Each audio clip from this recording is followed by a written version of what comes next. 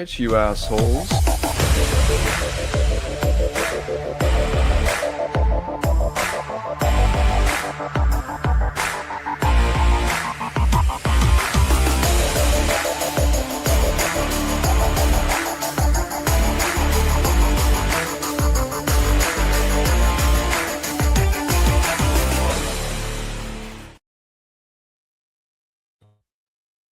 Ah, we're live. I'm not prepared for this. How's it going, Ryan? Yeah, pretty good. Yep. Okay. The star of the stream is here. Elam, we don't have to say anything. Elam's got this. We're just going with it. Wow, we were talking about the Spider-Man Superman special, which I'll be honest, you can probably pick up a copy still, because I know my comic shop was flooded with them. Hold on, let me see if I can dig it out. Yeah, right. There's my copy. I got the Power Girl Black Cat variant cover. I assume that'll be a copy in there. Yes. Boob window galore. Boom window. But and hello to just quick hello to the chat as well. No, you don't talk to the chat. I feel like I owe it to them. They've joined us when we're okay. We've got a little bit of an erratic schedule at the moment. Yes, so. Yeah. We will sometimes do live streams when something pops up. But yeah, I mean we got a couple of news stories here, but yeah, and we'll return to normal at some point, but everybody's a little busy at the moment. Yes. Which is why Dane is not here tonight. Mm-hmm. Although, really? I just thought he was being a slacker. But yeah, no, the streams will pop up if something comes up available. I'm usually available on Wednesdays, which is why we usually do the stream on Wednesdays. So I'm usually able to pop in. But... And Eric's doing some great heavy lifting with his Copecast, which is sort of, the early show. He's I don't whichever late night show comes before the other late night show. I don't know. I can't remember how it works over there with you guys, but he gave us a little plug as well. Nice. But yeah, as I was just saying, the comic book, like, there's gonna be tons of copies. Odds are, I'm sure you can pick it up tomorrow. I'm probably even a week from now. Like I said, tons of copies. Although it is selling decently, as one would expect. But before we get to the main topic, we do have some news to go over. See, I guess we should probably go over some of the older news. So, like, stupid. Hold on, let me allow ads real fast so I can show this. Is it going to do it? Okay. So I already talked about this on the podcast. I don't think I talked about my live stream. This came out the same day as my live stream on Monday. But Starfleet Academy to end with season 2. So they're canceling it, which kind of kills the possibility of season 2 really building any momentum. It would take a miracle for season 2 to build up and get ratings high enough for them not to cancel it. And to me, this even tells me that they don't even really care about the ratings. This is more just them killing it. And, I'm sure lots of people blame the Chuds for this. And listen, I'm sure they hurt the series. I'm sure there are people who just heard from the general vibe that the show was bad without actually giving it a shot. Because that was a general vibe I was getting. The show was bad. But the issue was I was actually watching it and I thought it was decent. There are some episodes I think aren't great, but it's decent. I don't know. Were you watching it, Ryan? I wasn't. No. We didn't have Paramount Plus, and then we did. But we have it with it. Yeah, we didn't pay. We wouldn't pay for it because we already pay for stuff. Then they made it free with our Sky subscription, a sort of satellite TV package, but with adverts. And the adverts are intrusive. It's a horrible. So it makes everything virtually unwatchable. Well, I mean, I will say the Paramount Plus app, like from everyone I've talked to, I would say with the exception of my Roku. And probably other people's Roku, probably not exclusively my Roku, but like Roku seems to handle it fine. But for the most part, the Paramount Plus app sucks. It is glitchy as hell. It like half the time it doesn't even load the video. It is obnoxiously bad. But yeah, so this was canceled. I think the most prevalent theory that's going around that makes most sense is honestly, it costs too much to produce, and Paramount is in a ton of debt, and they're going to be in way, way, way more debt if this Warner Brothers deal actually goes through. Which I really hope it doesn't, but we'll have to see. Let's also not forget that the original series that sparked this all off, that was cancelled after 3 series and was nearly cancelled before that. Twice, saved thanks to a letter writing campaign. True. And I think the letter writing campaign was spearheaded by female fans of the show as well. That was a big part of it, yeah. And that's how come season 3 even exists of the original series. Yeah. I don't think in the current way that TV works that would be a factor, because I think they've they cancelled it after season 3 anyway. But yeah, letter writing campaigns do not have what little power they used to. But I was just going to add, like, it seems like, so we got one more season of Starfleet Academy coming out next year, probably. And then later this year, we'll get the penultimate season of Strange New Worlds. And then next year, we'll get the final season of Strange New Worlds. And then as far as it looks, that might be it for Star Trek for the time being. There is a movie being penned by the Dungeons and Dragons Honor Among Thieves writers that is in super early stages, so that can get shit canned at any moment. But yeah, and a bit it for Star Trek right now. Yeah, and that writing team is hit and miss, I would say. If it's I don't know. I think they're more hit than miss, but they aren't perfect. Well, they did. Is it John Daly who used to be in Freaks and Geeks? Is it? Yes. Yeah, they did the Vacation film, which was. Oof. Oh, did they do that one? I didn't remember that. Yeah, that was bad. I think that might have been their first one. So, but Dungeons and Dragons was great. It's a real shame that it didn't do better at the box office, because actually it turned out to be very enjoyable. Yeah, no, that's probably one of my favorite movies over the past couple of years. That's just a fun movie to watch, with great characters. Like, you show me that movie and say that team's working on a Star Trek movie, I'm like, okay, you got my ear. I'm intrigued. Now, of course, you also tell me the Ellisons are in charge of the company. I'm also kind of like, why? But yeah, so I mean, we might be looking at a dead period for Star Trek, which I'll tell you as a Star Trek fan, it happens. There'll be a dead period. Give it a few years. There'll be a movie that kicks everything off, does really well, and then we get new series, and then it dies after 10 years. It seems to be the ebb and flow.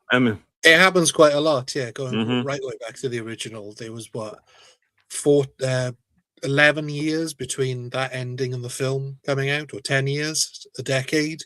Well, true, but we also had the animated series in between there, so it was like, I want to say maybe like 4 years between the original series and then the animated series, and then maybe like 5 between that and the film.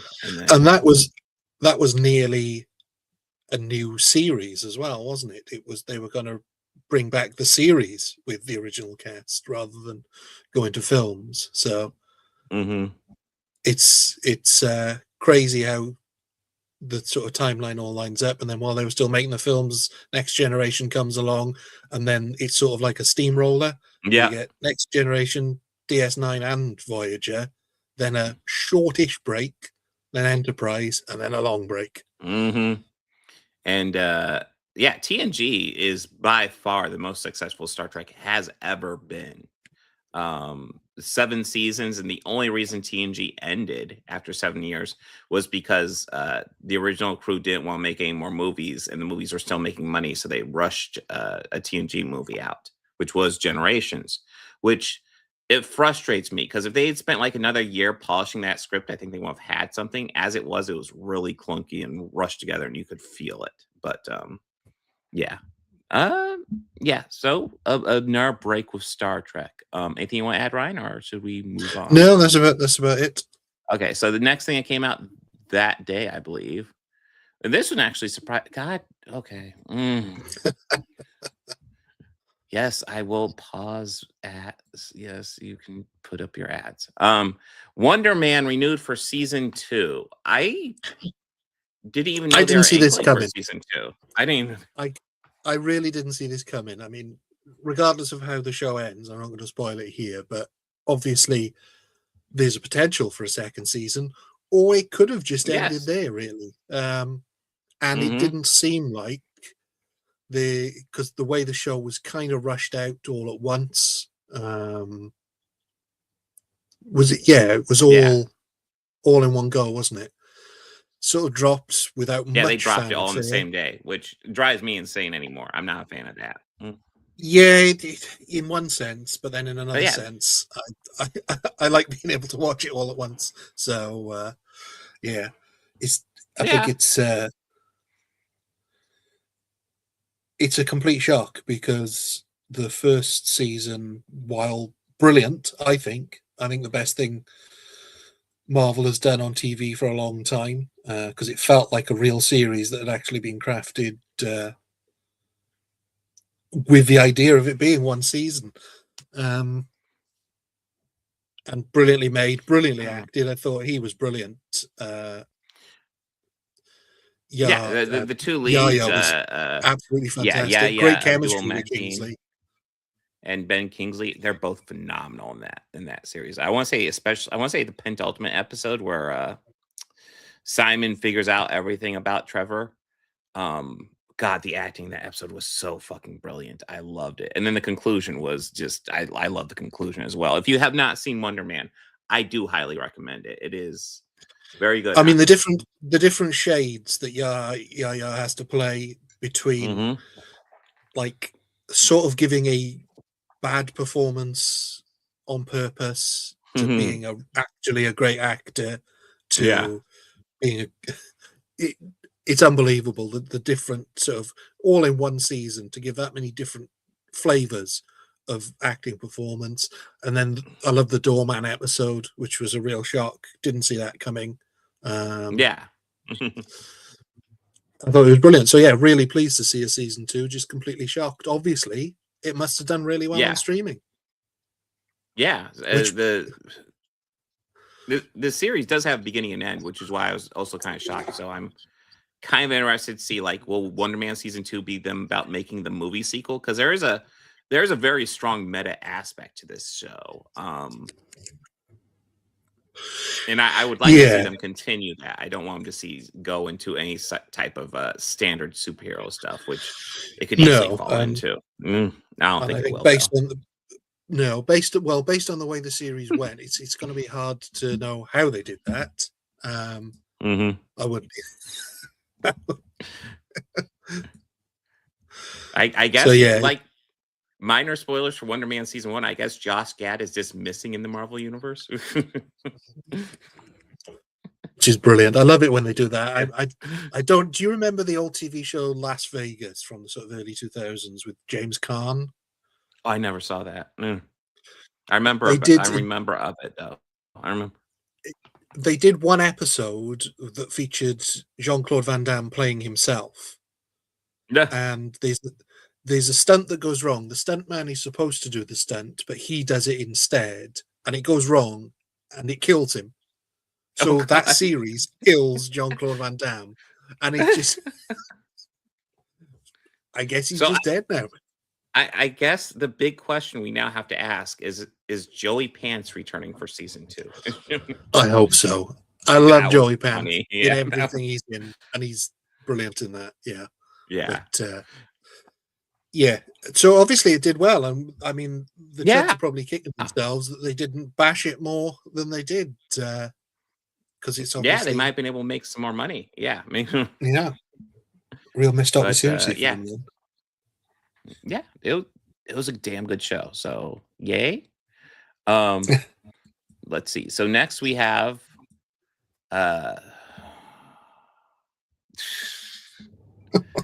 I wonder if I have an ad blocker. I can't tell.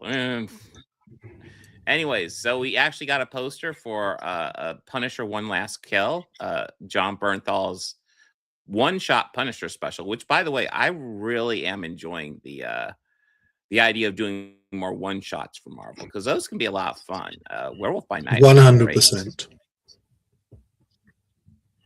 But I like the idea of just doing these one shots, and oh my god, these ads are obnoxious. But yeah, this is gonna be this is John Berthal's first writing credit. He co-wrote that. Well, I don't know if he co-wrote it or co-developed the stories. And holy crap, the ads on this are ridiculous. But yeah, I'm really excited for this. It's also coming out sooner than I thought. May 12th. I was expecting it more around Christmas. Because I thought so. For the holidays, I love some Punisher action. I love some. But yeah, I wasn't expecting it in like 2 months. And like, but hey, if it's ready to go, sure. So yeah, I guess they'll also be releasing around the final episode of Born Again season 2, probably sometime around there. Yeah, so I don't know if it's crossing over at all, but yeah. Yeah, about 2 months worth, I think. So yeah, it will be. Yeah, and I know they're teasing that he's gonna have a surprise co-star in it that I'm not even going to bother speculating. The most obvious one would be Spider-Man, considering that's the film that comes next for the Punisher. But yeah, who knows? I don't know if Sony would let them have Tom Holland for something like that. Maybe it might be part of the I don't know because the contract is the thing that keeps Spider-Man. But yeah, we'll have to wait and see anyway. Who knows who else he's going to team up with in that or get help from, something like that it was saying. So it's very vague, but looking forward to see John Bernthal in his swollen face makeup again, because I have no doubt that like every other iteration of his Punisher, he's going to get the shit beaten out of him for most of it. I mean, I will say his Punisher is, in my opinion, the most brutal. I don't know. I guess Ray Stevenson was pretty fucking brutal too, but that was almost cartoonishly brutal. While his Punisher is more, it's brutal, but it's more realistic at least. Certainly for him. Yeah, because he gets brutalized in it all, which is. I'm a bit sorry. I feel a bit sorry for him, because the only way this can end is with him having serious brain damage, surely, because he keeps getting hit in the head. Let's be real, Punisher isn't all there, so he's a great character, but yeah, he's not the image of sanity, so he's. But yeah, I am looking very forward to this. And then we also have Disney. Speaking of, this will just be a recurring theme, guys. This is just. Oh wait, no, I am blocking ads on this. I'm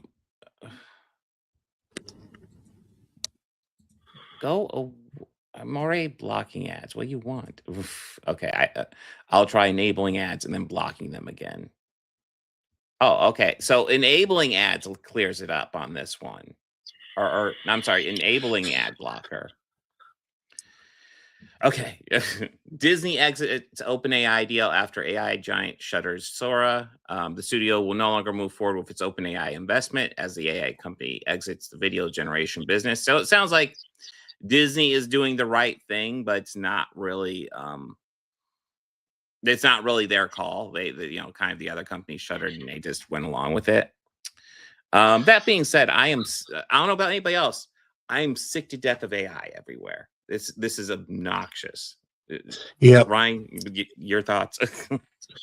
It's becoming so pervasive on YouTube now. AI voice generated scripts, AI generated scripts, AI generated thumbnails, AI generated videos. I don't watch anything that I even suspect is going to be AI, which probably means that there's people that I'm not watching who aren't AI but just sound like it. But, well, there's probably like people disabled who don't have voices who use AI, and I probably don't watch their stuff because all this AI crap. The second I turn on a video and the voice sounds slightly AI, I'm out.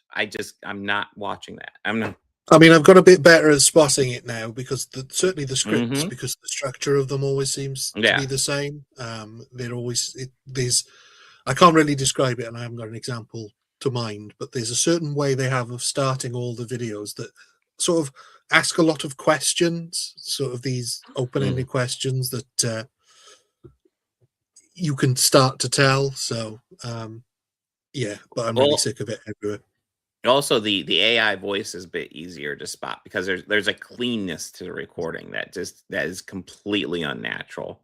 Yeah. It vibes like there's nothing analog in it, which there isn't, which is hard to tell. But it's also tough to describe. It's almost like the more you hear it, the more you recognize it. It's like, oh, that's not right. Yeah, and they're even trying to get around that now by putting fake intakes of breath in to AI videos, so that you'll hear people breathe in, and you'll think, "Oh, well, that can't be AI." No, that's also added in. But yeah, God, I don't know why OpenAI is getting out of the video generation business.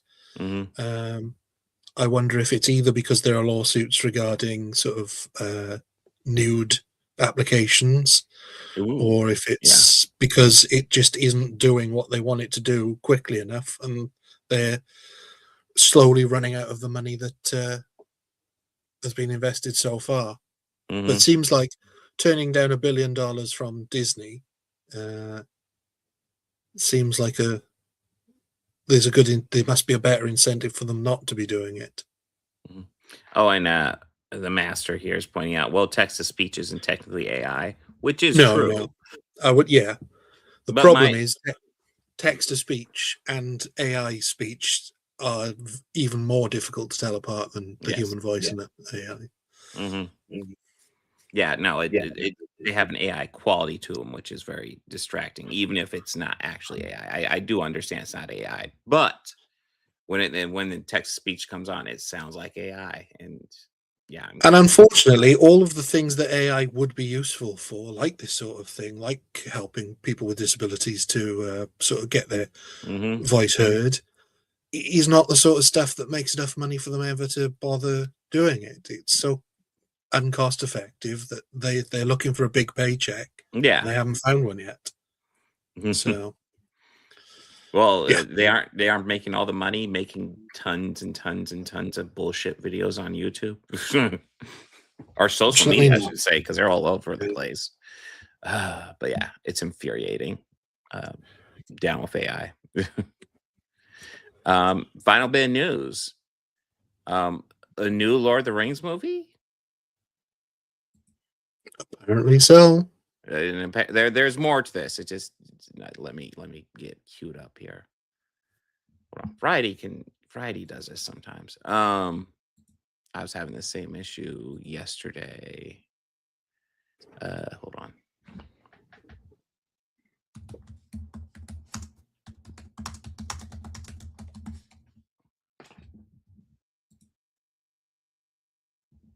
There we go. All right, so new Lord of the Rings movie from Stephen Colbert and his son in development at Warner Brothers. I'm glad between this and Starfleet Academy, Stephen Colbert is getting work. Although I guess Starfleet Academy will be drying up. Certainly curious that Stephen Colbert and his son, are developing a brand new Lord of the Rings movie. I'm not even sure.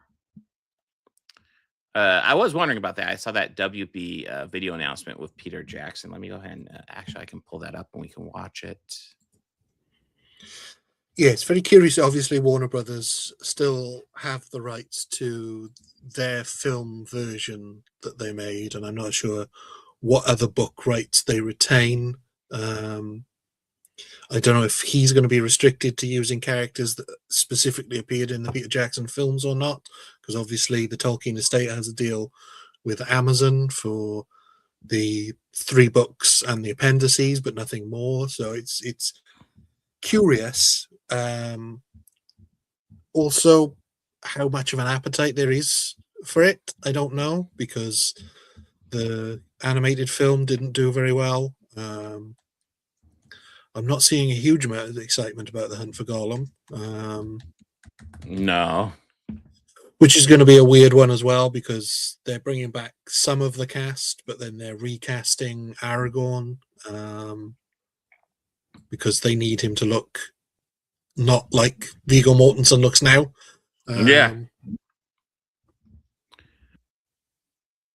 It makes me wonder, like, what storyline are they going for? What storyline can they even go for? But we got the announcement video here. Well, hi everybody. I thought it was time to give you all a Hunt for Gollum update, the first of many that we'll do, little blogs along the way. And Andy Serkis has been busy designing the film. He's going to direct it and obviously play Gollum. We've got a lot of the old team back again, familiar faces and some new faces. But Andy's doing a terrific job. It's looking amazing. The script is coming together really well, and I think it's going to be a really good film, a really good film. But that is not the only Tolkien movie that we're developing. We've actually got another film that we'll be making after Hunt for Gollum. So I thought I should tell you a little bit about that. Actually, why don't I get somebody else to explain it? Because we've got a very special partner that we're working with, and you can see for yourself. Hang on. There we go. Hello. Hi, Peter. Hey, Stephen. Hi. How are you? How are you doing? Good. I like all your Tolkien stuff on the wall there. That's that's hard. Oh, thanks. This is just part of the collection. So I was just explaining to the folks about the next Tolkien movie after Hunt for Gollum, and the fact that we've partnered up with you to develop the script. So yeah, I'm pretty happy about it. Should I tell people what the story is? As much as you want. Yep. I will, as much as I can. You know what the books mean to me and what your films mean to me. But the thing I found myself reading over and over again were the 6 chapters early on in the Fellowship that y'all never developed into the first movie back in the day.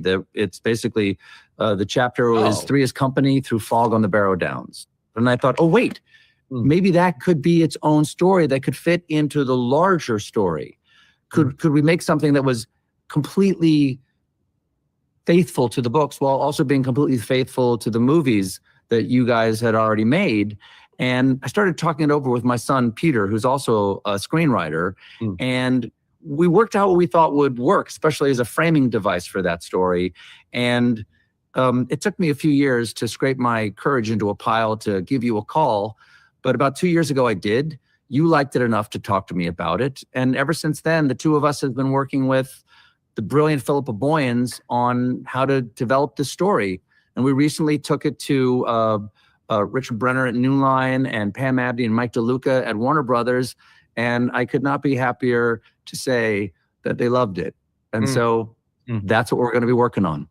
Fantastic. Now, are you sure you've got the time, though? Because, that I did not think I would have the time. As much as I love it, I knew I couldn't do that and do the show at the same time. But it turns out I'm going to be free starting this summer. Isn't that fortunate? Isn't that a you catastrophe right there? So if you'll excuse me, I've got to finish a television show and I've got to write a movie script, but I will see you all in the Shire. Okay. All righty. Bye-bye. See you, Stephen. Thanks, Peter. Bye. Bye-bye. All right. So, yeah, it's been a long time since I've read the books, but yes, Tom Bombadil definitely sticks out as something that was cut out of the original Lord of the Rings story. They brought it back a bit for the Hobbit, which felt really weird when they did that. But yeah, it seems like that's kind of where Stephen Colbert is kind of going. Also seems like that's, assuming, Bob of the Old Ways is saying WB has the rights to the Lord of the Rings trilogy specifically. So essentially what they can do is they can do like the extra stuff that the movies didn't really go into. Which makes some interesting movie choices. Yeah. So because obviously Jackson kept all of the Tom Bombadil stuff because he didn't find it particularly narratively interesting. Yeah. And to be honest, I agree with him. Yeah, I agree as well. I know there are fans of that stuff. For me, I was like, it feels like we're distracting from the main story to me. I mean, I like the idea of Tom Bombadil as a character, but also narratively, he really doesn't fit because he's just like this weird sort of being that is not affected by any other magic and can do whatever he wants. And he helps the hobbits, but only against the Barrow-wights. And his weird wife, Goldberry, who is just another magical creature unaffected by the ring. So I can see why it was taken out, but also it's not a very interesting part of that first book. It's just from them leaving the Shire to them getting to the Prancing Pony. No, no, it's not the Prancing Pony, is it? No, I don't. No, Bree? Prancing Pony, I'm pretty sure is the inn they go to where they encounter Strider, aka Aragorn. Yeah, so it's between. Yeah, it is. Then Yeah. it's between them leaving the Shire and them going to Bree, Okay. which is a lot of walking. There's they get attacked by a forest. They meet Tom Bombadil, and then they get attacked by Barrow White. So, and that's actually as well where they find the swords that they then carry through the rest of the film, I think, if my memory serves. Yeah, it seems vaguely familiar. It's been a lot. Listen, I was in high school when I read them, so it's been a moment since I've been in high school. But yeah, it's vaguely familiar. Huh? It's going to be a challenge. We'll see if Colbert can pull it off without making it too inside baseball. Yeah.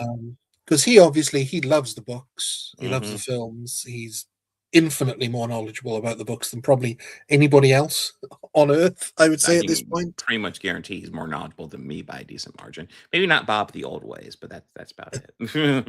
So yeah, he knows everything. He's read all of Tolkien. He reads it again and again and again. So yeah, his knowledge is great. But I do worry that perhaps he's just wants to film the bits that he wants to see.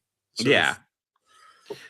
That being said, like if that seems to be all Warner Brothers can do with the franchise right now, it's like they have the rights to Lord of the Rings trilogy, and they did those movies. So now it's like, okay, now we have to do the stuff we cut out of the book, because that feels like what Hunt for Gollum is as well. Because I'm envisioning that's like just well, yeah, that sort of, in theory, that takes place in parallel to what's going on with the Hobbits, as that's when Gandalf leaves the Shire to the point at which he's captured by Saruman. So it's sort of the bit of the film where we don't see him for a bit. What's he doing? And he's looking for Gollum. And that's where, like, basically, I can see the film ending with him telling Aragorn to go and meet the hobbits at the Prancing Pony, or something to words to that effect. So yeah, I'm not sure. Like, as much as I love those films, I love being in that world. Do I want to see the bits that were cut out, considering there's so much there in the films? And that is, like you said, that is all Warner can do other than remake them. And I don't think there's any appetite to remake them. I mean, those original movies were done so well by Peter Jackson. It's tough to retread. And yeah, I also feel like to do like these interquels, an issue might arise because a lot of the actors have aged out. So if they need to use those actors, they use CGI. And one of the elements of the original Peter Jackson trilogy was they do lots of like computer tricks, but a lot of the filming is very practical. So like when you actually look at behind the scenes, like, you know, Elijah Wood sitting next to Gandalf, but they're actually doing a visual trick where he is actually sitting behind him. It just looks like he's sitting next to him to make him look smaller. And the trilogy is filled with little tricks like that. And nowadays, I just feel like they would just all CGI it, and it would just look because that's what Jackson did for The Hobbit, wasn't it? Yeah, because it was less labor intensive, rather than use all the old tricks. It's all just done in a computer, which sort of does diminish it, I think. Because I think you can tell more. I think the Hobbit trilogy has aged worse than the Lord of the Rings trilogy, because there's a couple of janky moments in Lord of the Rings where you can see it's a CGI shot, but not many. Yeah, I know with the Lord of the Rings, I still love those movies, and I still watch them probably every couple of years. And The Hobbit, I want to say I watched the first one when that came out, and I watched the first and then the second one when it came out, and then I saw the whole trilogy when the last one came out. And like I thought, as I recall, I think Desolation of Smog was probably the best one, but Battle of the 12 Armies really disappointed me, and I don't think I've seen that trilogy since I saw that one. So I probably saw the first one most, but yeah, the Hobbit trilogy is not aged well, I guess. Is my no, I saw the second one in the 48 frames per second. If you remember that. Oh yeah, Peter Jackson, that whole scandal. That, yeah. It looked weird for the first 5 minutes, but then you got used to it, like everything visual. Mm-hmm. I think.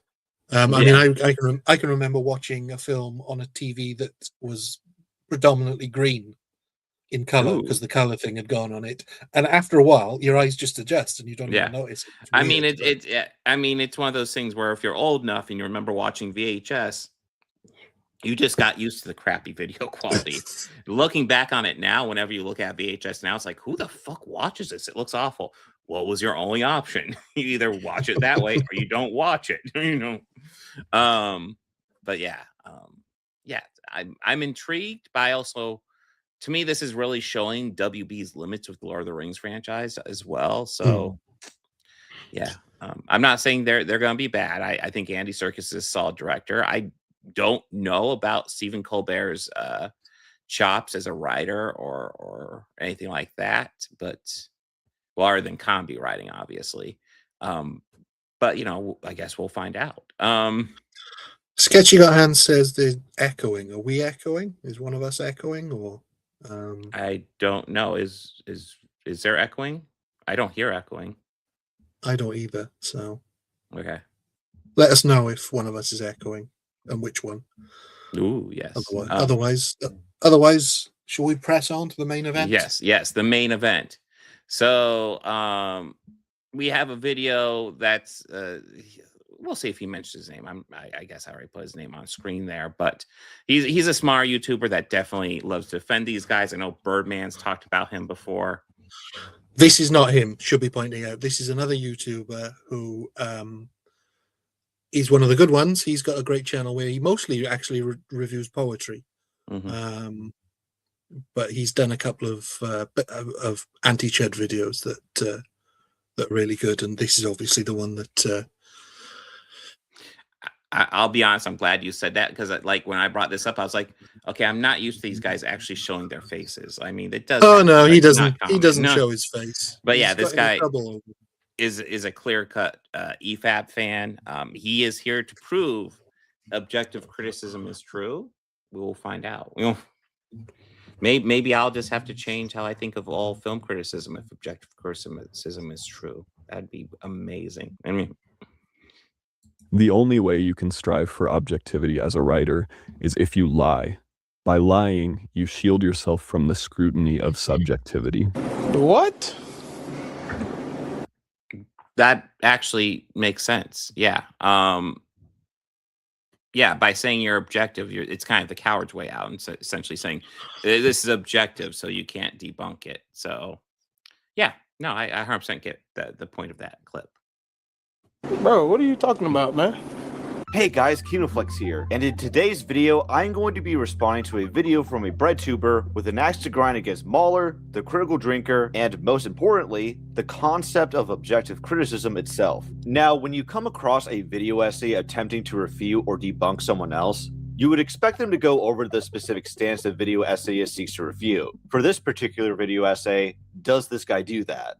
No, not really. What he ends up doing instead is going after straw men, such as claiming that the people he's responding to believe that there is no room for subjectivity, which is a stance neither Mahler or Drinker have ever expressed. So I'm pretty sure when Mahler and Rags and all that EFAP crew first started, they did argue for objectivity in film criticism.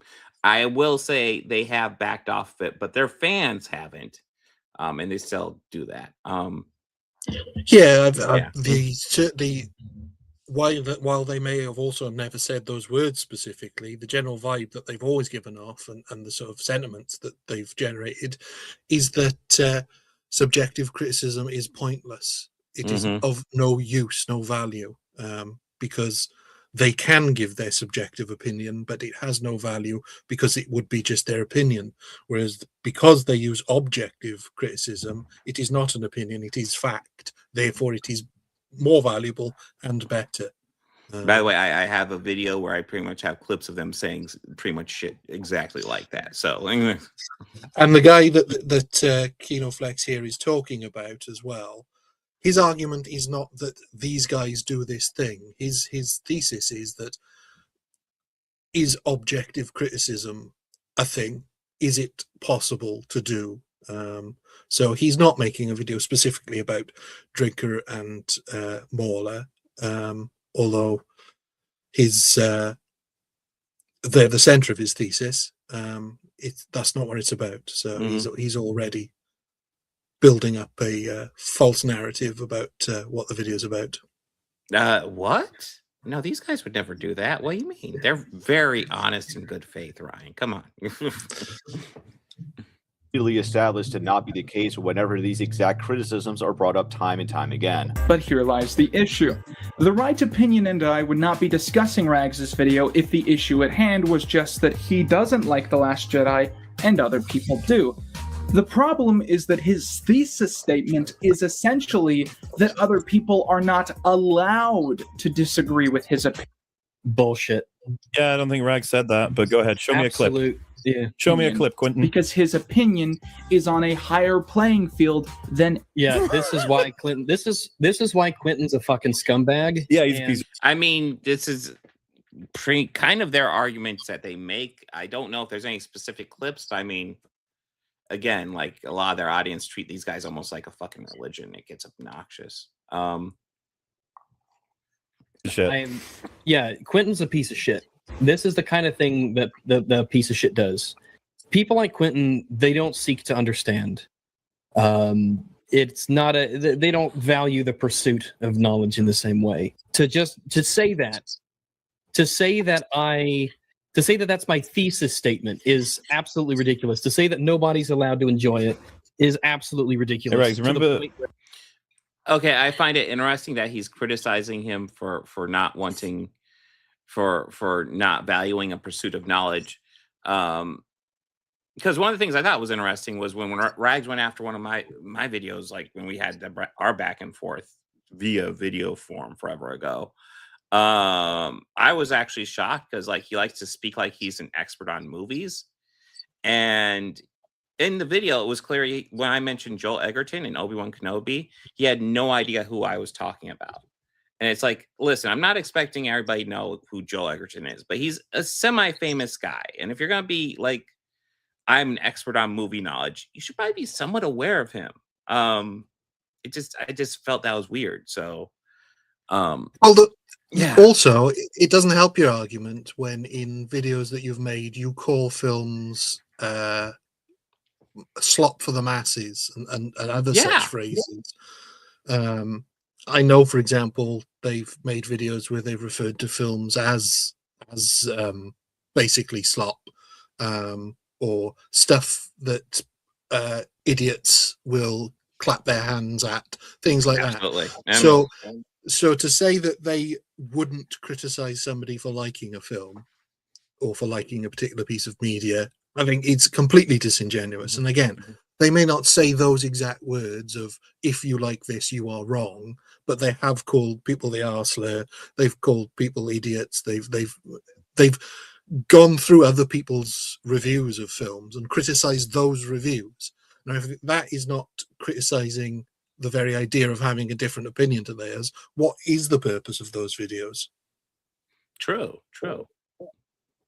How at the beginning of all EFAPs, you're like, this will be fun because you guys get to hear my perspective, which is on a higher playing field than everyone else's. Oh, you know how you say that all the time? That's why I always start them out like that, because I know that my opinion is the objective standard by which we judge quality. And anything that deviates from my opinion is on the spectrum of incorrect. And yeah, so for people who are like, this is a really long stream, it's like, yeah, well, this video gets worse as you progress. Well, again, I would actually argue, like, they're saying that so deadpan, and like, I think he's trying to be sarcastic, But like he says it's so deadpan. His audience treats him like he's a religion. So I don't know if he's being sarcastic or not. I genuinely don't. It's actually bizarre. So this is part of the shit that needed to be responded to in terms of just fuck you, Quentin. Stop telling people that this is what we actually do when it's not. This is this would be a really great time to tell people what they actually do. You would say, you tell people that this is what we do when what we actually do is this, but they don't want to do that because they like the opaqueness. Yes. And again, it comes down to, unless they specifically say the words rather than give the general sense of that imply what they're saying, then you haven't caught them. Unless they say those exact words, you haven't caught them.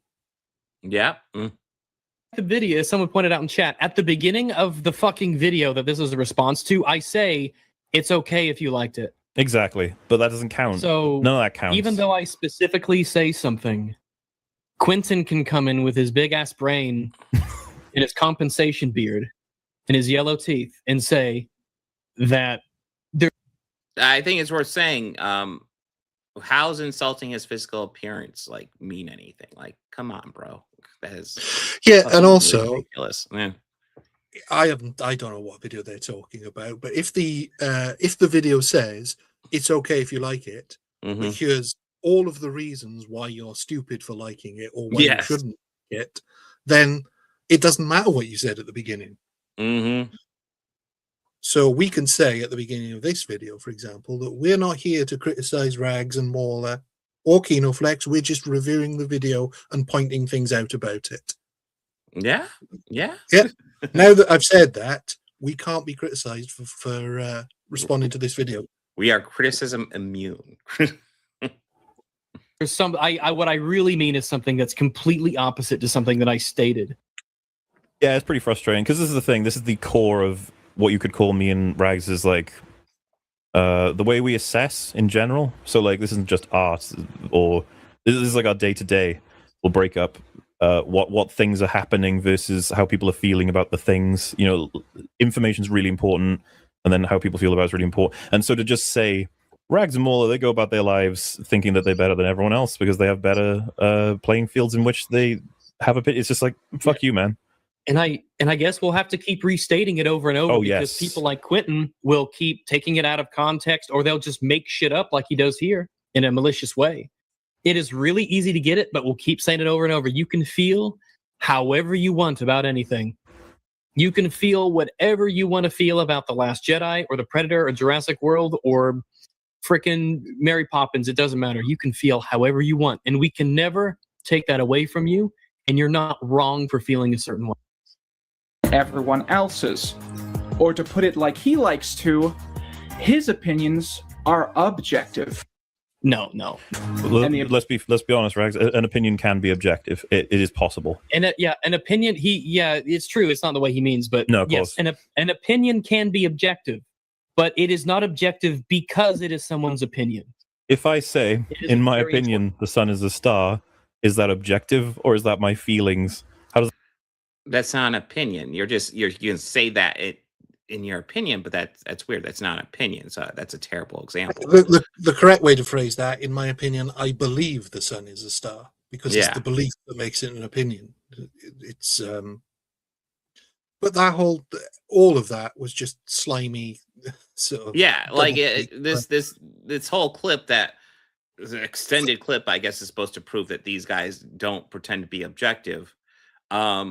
But like it's not, number one, it's not clear on that. Well, it's them just saying, what they're saying there is that our opinions are not objective, our facts are objective. That what they're saying is this is a fact. It is not an opinion. It is an objective fact. The way we feel about these films is an objective fact, not an opinion.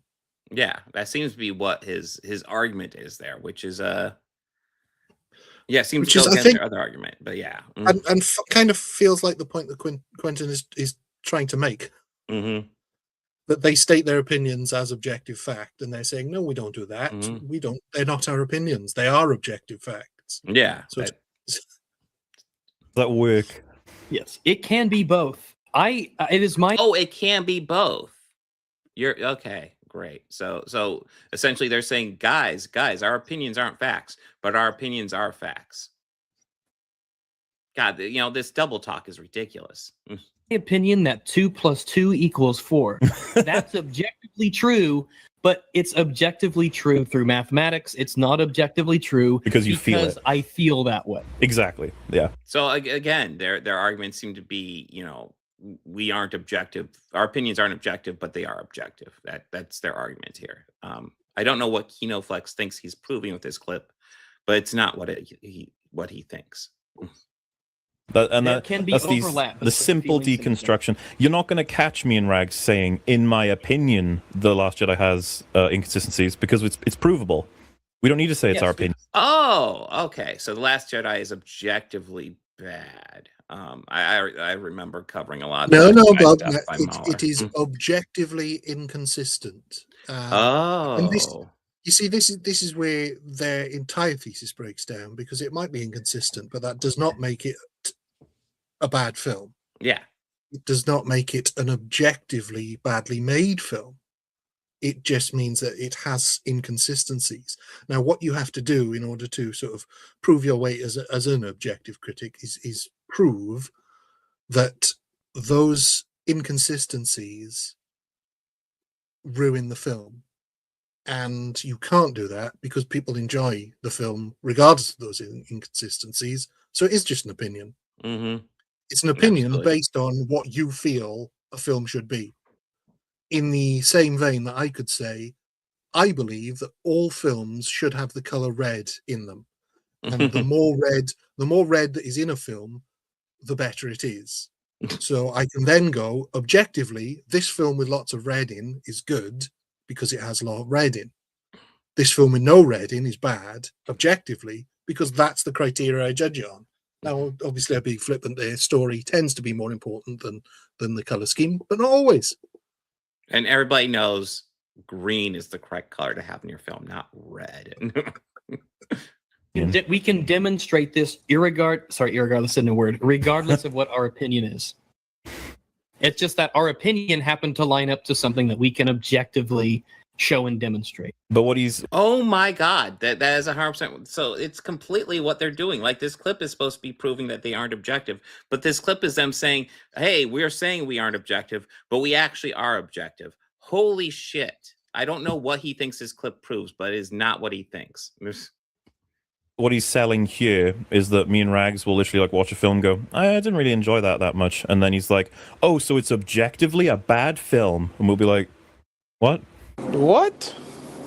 I understand that was a long clip, but it's necessary to include so we can properly flesh out Mahler's stance, because despite this video being presented as a refutation towards him and his ideas, there is a whopping total of 0 clips or statements from him included in this response, which is pretty egregious considering this is how the video is presented. I'm going to be completely honest. This entire video is pretty much garbage from beginning to end, because it becomes instantly redundant when you watch the first part of Mahler's Force Awakens review, where he dedicates an entire section explaining exactly what he means by reviewing something objectively. If you're making a video like this and you're... okay. God, again, this is give me a headache. This is where Mahler's idea of objective criticism falls apart, because he states things about The Force Awakens that are simply not true. Yes. And I think we've seen this demonstrated in a couple of videos. I know there's a hypocrite video which contrasts everything he says about The Force Awakens, the Rey character, with clips of it proving the opposite. So, for example, he claims that Rey is a perfect character, despite the fact that in the film she's seen making mistakes.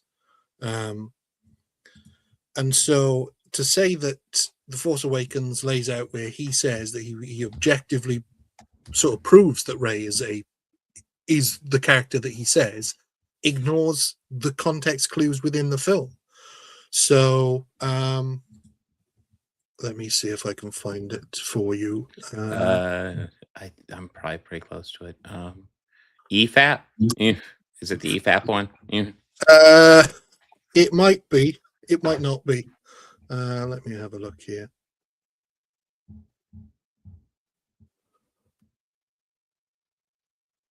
Let's have a lock here, because there's a couple of EFAP ones. Okay. Um,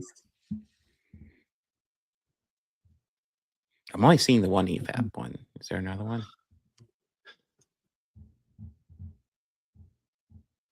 Let me have a quick look. Let me skip through. Right, if you go to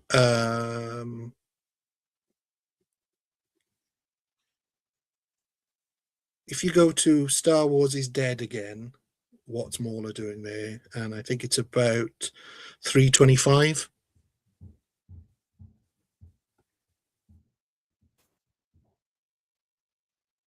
I'm looking for that video title. I'm probably looking right over it. First ones.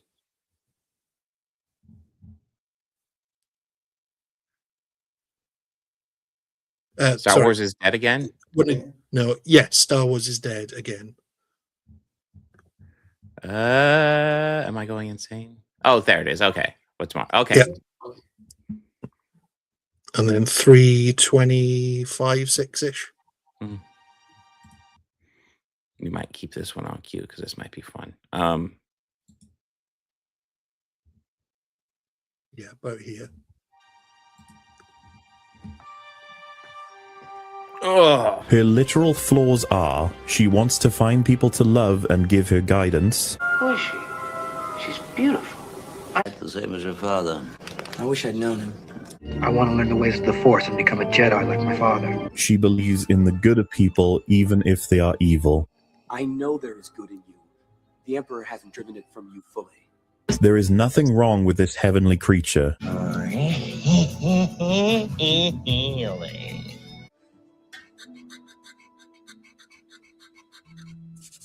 No hardship or cross she has to bear. Yeah. Objectively, no hardship. Yeah, no hardship. Have you seen The Force Awakens? Are you serious? Like, hell, man, there's hardships in the other ones, but like The Force Awakens is pretty, like, you know, clear on, like, she struggles in her life, man. She struggles. Well, this is what I wonder as well. I wonder if Mauler's reviews are constructed in such a way that the opinion stuff is all the stuff that can be proved or has already been proved wrong, and the objective stuff is all the stuff people haven't proved wrong yet. So he gets to have his cake and eat it. Mm-hmm. Oh, Paul is bringing up, yes, I did see that there's a Harry Potter teaser trailer that came out. I need to look up when it's coming out, because when that comes out on the podcast, we need to cover Sense8, because we're not covering Harry Potter anymore. Because it's just a transphobe, so we're covering trans-friendly stuff on when that stuff comes out. But yes, I did see it dropped. She's not greedy. 60 portions. Prideful. We need a pilot! We've got one!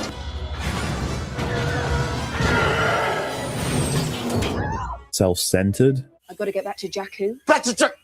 Why go back? You got a family? Got a boyfriend? None of your business, that's why.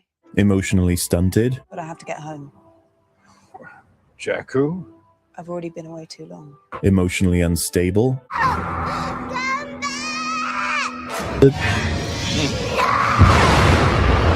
Selfish. But I have to get home. Reckless.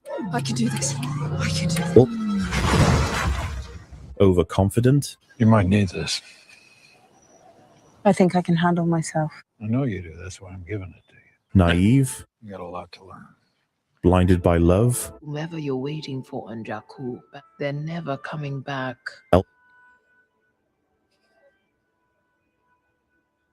Womanizing. What in heaven's name are you talking about?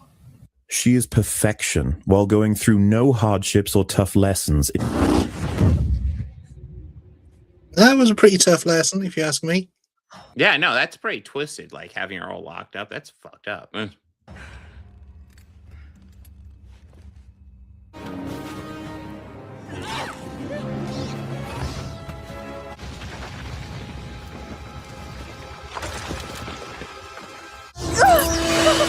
You need a teacher! that's it. I think for the Mauler stuff. That's a pretty good edit by this Hippoclip fella. He's pretty good. Yeah, go and watch his stuff. Yeah, so if that's Mauler's idea of an objective review of the character of Rey in The Force Awakens, then I got to ask, what film did he watch? Yeah, because, like I said, unless he's saying that those are his opinions, in which case his opinions are wrong, then his objective criticism is wrong because it's based on a foundation of him not understanding the movie. So yeah, that's what it seems like.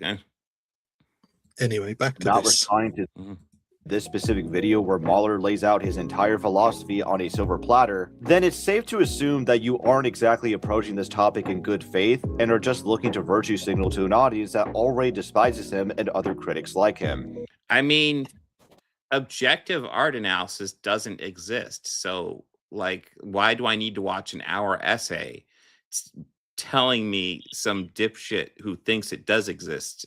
It's arguing that, like, how can I prove the world is round when I didn't watch this hour essay proving that it's flat? Because it's fucking round. Because it's yeah, and if you could objectively criticize a film, which I don't think is possible, well, you can, but it's worthless. Like I said with the Red example, you could objectively criticize a film for being a certain thing, but that is not that's not criticizing the film, and that's not what Mauler does. He criticizes elements of the film that he thinks are objective, but are not. But if there is a definition of that, then you don't need to listen to his thesis. You see what the definition is. Yeah, exactly. I know what a review of somebody's opinion of a film is. I know what that is. I don't need to look at their thesis of how they give their opinion. It's their opinion. And he gives his opinion. He just uses a lot of $10 words to do it. 12 years of Rey. I mean, she's literally on that planet on her own, abandoned by her parents, and he says she's faced no hardships. I mean, add to it The Last Jedi, which actually adds that, like, she thought like her parents were coming back or something, and you find out that her parents left her there for fucking gambling money, which is like, holy shit, that is twisted. And then I guess Rise of Skywalker retcons that bit, which I hate. Well, yeah, but purely going off the context clues in Force Awakens, we know that she was left on that planet on her own as a small child. We are shown that. Perhaps we needed a line of dialogue where she says, "I have been through many hardships," and then we cut to a montage of hardships. Perhaps that's what Mauler really needs, a montage. Yeah. You need to be objective, I guess. But more importantly, he doesn't seem to understand the difference between facts and value judgments, which is the entire reason for why I'm even making this video. To point out that distinction and explain why it's perfectly reasonable to form and strengthen value judgments from established facts within a story when reviewing it. When it comes to the exploration of reality through art, there is no distinction between what is true and false. He starts off his video filleting some playwright named Harold Pinter, who looks as though he was dug up from some crypt to serve as an overarching authority he points to throughout his video. But it's ironic. Right, stop it there. I will not. Yeah. Some playwright Harold Pinter. He's gonna be really annoyed when he sees the behind the scenes footage of the making of Mauler's short film, where one of the actors or the director describes Mauler as Harold Pinter-esque. Which does he? Yeah, it's hilarious, but also some guy-esque. Yeah. I mean, he's not to bother to look up who Harold Pinter is and to know his impact on theatre. He's old. I don't need to look up anything. I think at this point he was suffering either from cancer or another debilitating disease. This was shot within a year of him dying, I think. But yeah, not to call Harold Pinter some playwright. Yeah.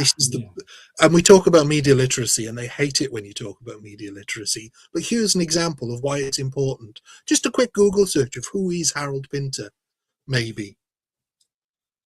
Nah, let's just criticize him for his age.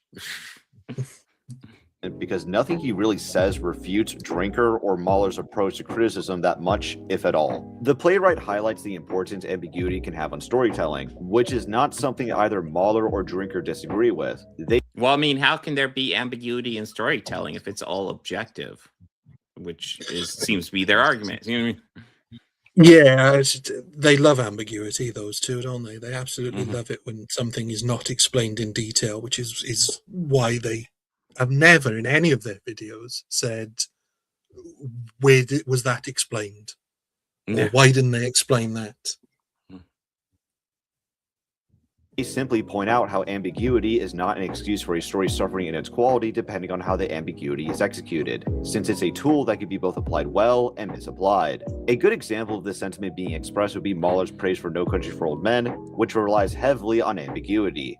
But on the contrary, I had a very love-hate relationship with this film at first. Oh, is he going to say the thing that everyone who doesn't like this movie says? Oh, you didn't like I didn't like the ending. Did he not like the I don't ending? even know what people said about that, so I'm curious now. Well, so, I mean, to explain what I'm trying to say before we read on, is everyone who doesn't like No Country for Old Men, the first thing they'll say is, I don't know, that ending wasn't very good. The ending was bad. It was, you set up this whole plot of, hero versus villain, and then you have it all end off screen. I don't know about that. I don't know. I didn't like that. Really liked it up to then, but didn't like that. That's the thing. That's what everyone says. No mention of the intentions, the writing, the themes, obviously, Listen, as somebody who I think No Country for Old Men's a great fucking movie, you're allowed to dislike it. That's part of the subjectivity of art. I think a lot of the stuff that isn't shown on screen, you can draw conclusions based on some clues they give.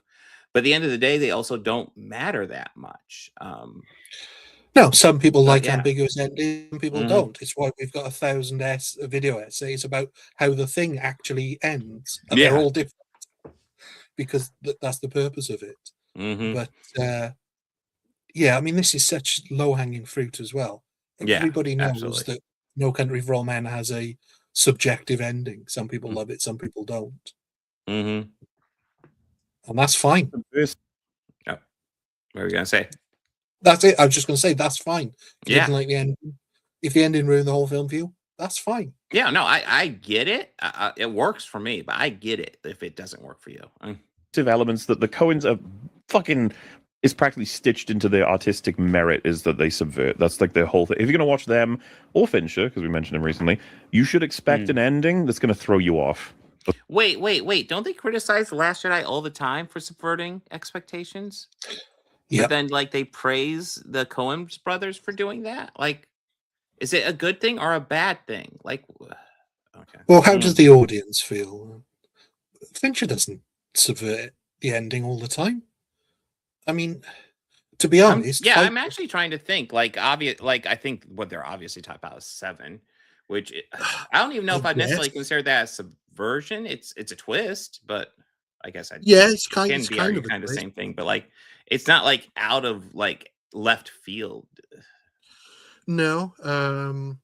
But yeah, Fight Club isn't really a subverted ending. It sort of ends exactly how it's telegraphed to end. I mean, the first time you see it, you might not see it coming, but the second time you see it, you can see it's not just little clues in there. It's heavily telegraphed. No, actually, the first time I watched Fight Club, I did not enjoy it. And part of the reason I didn't enjoy it because I saw the ending coming. I was just waiting for it throughout that whole first watch. And it was annoying me because I was like, okay, it's the same dude. It's the same dude. I get it. And then they got to it, and I was like, yes, I know. And it felt like this big moment where I'm supposed to go, oh, but it's I already knew. And then the second time I watched it, I actually absorbed what it was telling me instead of kind of judging it for the ending that I already figured out. Instead, I just let the story tell me the story it wanted to tell. And I enjoyed it so much more that way. I interrupted. No, that's fine. I was just going to say, I feel like this is why M. Night Shyamalan has become a bit of a whipping boy, because the only time he successfully manages to incorporate a twist that actually works outside of knowing what the twist is The Sixth Sense. It's the only film you can watch again having knowing about the twist and enjoy it probably just as much. I'd argue Unbreakable. I don't know. Yeah, to a degree, although that twist, it's not as much of a twist, if you know what I mean. True, yeah. It's set up a little more in the film. It's unexpected, but yeah, it's But yeah, like The Sixth Sense, I would say is the only film where M. Night Shyamalan actually got it right, where he made a good film with a twist rather than making a film with a twist. Yeah. For me, The Village is the big one where it's like that twist was like another one where I was like, I saw that coming, guys. Come on.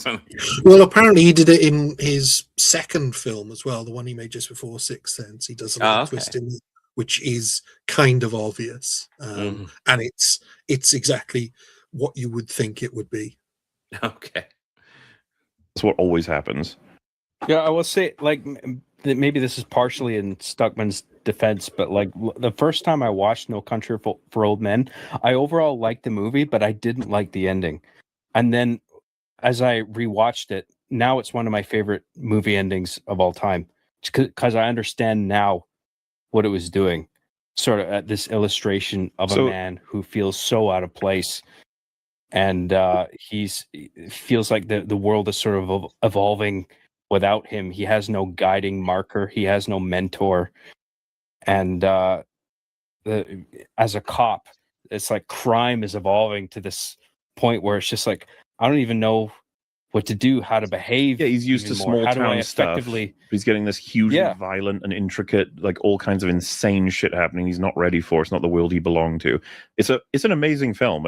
Honestly, we should praise it more when we get the chance on. And of course, the EFAP. subversion of you build up Anton as this unstoppable, like almost supernatural force that's pursuing Josh Brolin, and you're so focused on that it almost makes you forget about the other people who are also looking for the money, to where it's like, oh shit, yeah, like he's dead because there were other people who were trying to get him. And of course he is, because what chance did he really have of succeeding here when he had this many people gunning for him? Like that's a bold choice. It's very common. None of that is ambiguous though. It may be no. The ending might be unsatisfactory. If you wanted something sort of more wrapped up, but it's not ambiguous. No, the like, yeah, they're talking about like Tommy Lee Jones and how like he's not quite able to connect everything, which is that's where the title of the movie comes from. But also like, you know, how like all these people are gunning for them, and yeah, I mean, at the end of the day, you know, Josh Brolin doesn't. Spoiler for a fucking 20-year-old movie that's excellent. Josh Brolin doesn't make it. Anton Chigurh, his ending is again debatable, but it's pretty clear to me he's not going to make it much longer either. But yeah. Yeah, so it's a weird one to pick as an example of them talking about a film with an ambiguous ending, because it's not ambiguous. It's just incomplete if you wanted the story to be completed. Yeah. Like if you want to see Anton Chigurh die, you're not going to get that. But he is fucked up at the end of that movie. Holy crap. It's very subversive. Well, I love the POV of Tommy Lee Jones's character entering the final battle post-battle and just being like, what the fuck has happened here? Jesus, this is insane. How is this even happening? I'm not ready for it. Like, all of it comes so into focus. And then, of course, it's changing. The fact that Anton is defeated by bad luck, potentially defeated by it, because we don't know for sure, but that the person who's been this incredibly calculating operator throughout the whole film, incredibly precise, seemingly the unstoppable. world's in his control almost, but then car crash, because the world is not in your control. The world is. I mean, I'll be honest, like they're praising it, but this seems like the typical thing they would criticize, like, you know, just a random car crash takes him out pretty much. Yeah, what a coincidence. Yeah, just a coincidence. How convenient.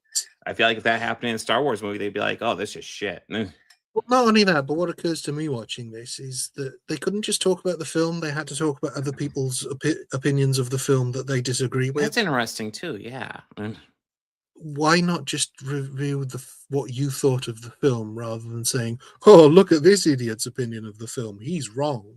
Yeah, that's a good point. Ran a stop sign. Unpredictable. Yeah. So it happens when you're on a. I also want to point out, like, we've been debunking a lot of the stuff Mahler have been saying Mahler and EFAP have been saying in these clips. Kinoflex has said almost nothing. He definitely hasn't made any points, and we're 10 minutes in, and you'd think you'd make a point at least. He's barely showed any of Roughest Draft's video. Check out Roughest Drafts. He's got some good videos up there. Like I said, most of it is sort of reviewing poetry, but he does a lot of he throws in the odd pop culture video, which is very good as well. So check him out. Oh, nice. Stop sign in a suburb.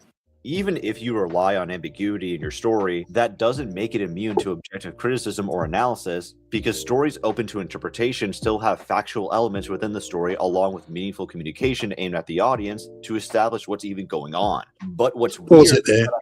Yeah. I've sort of struggled with this idea. Does it though? I mean, if you're looking at the world of a film, is that world a reflection of our world, or is it's entirely its own world? So something like Star Wars, for example, we know that that's a galaxy far, far away. We don't know what the rules are there. In any case, I mean, they've got things that defy physics. Yes. You've got explosions in space and etc. I mean, so that's clearly not. I know the Chud community hates this, but like they are literal space wizards in Star Wars. They are space wizards. I don't know how else to describe them. That's what they are. They can do magic. So evidently that's in a different world. But then, like I said about that example of the Las Vegas TV series, that's not set in our world because Jean-Claude Van Damme didn't die that way in our world. So that is also set in its own world. And I think you have to enter watching a film with the idea that just the concept that this isn't taking place in our world. It's not a documentary. It's a story, and it's a fictional story. Therefore, whilst a lot of the rules may apply, some rules may not. And I think the problem comes when there's too much of a break between reality and fiction. Under certain circumstances. And again, this is all up to individual review of the film. So it's kind of mind-bending to try and sort of quantify that. But I think you have to not apply it to real world, because the other thing that the EFAP do a lot is that they think that something wouldn't happen in the real world when actually it would, but they have no understanding of it. I mean, we talked about their review of Black Panther 2 when they say that how did the what's the racist not the Atlanteans, but how did they build cities underwater? It's like we know how to build underwater. That comes from a lack of their understanding. It's not the film's fault that they don't understand something. No, I have a specific clip about that I think is interesting. Let me dig it up.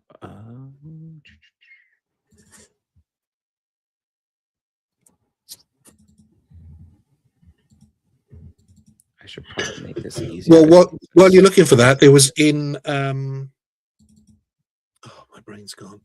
Yeah. Pillar of Garbage video where he's talking about the third Knives Out film, Wake Up Dead Man. He's got a clip of Drinker and Mauler discussing it, and Mauler says that they would have discovered the poison in a toxicology report, so the whole film is useless. And Pillar points out that no, actually, in reality, it can take weeks for a tox report to come back if one is even ordered, because they're not always ordered if the cause of death is obvious.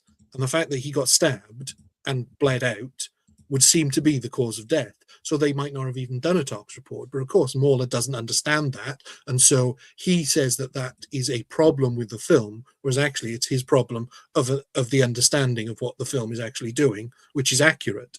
So if you come in from a point of ignorance and you say, this film is wrong because it did this thing and it shouldn't have, when in reality, that's exactly how it should have done it, and you're wrong, then objective criticism also goes out the window. Yeah, absolutely. Yeah, and I should separate this clip because this clip comes relevant every once in a while.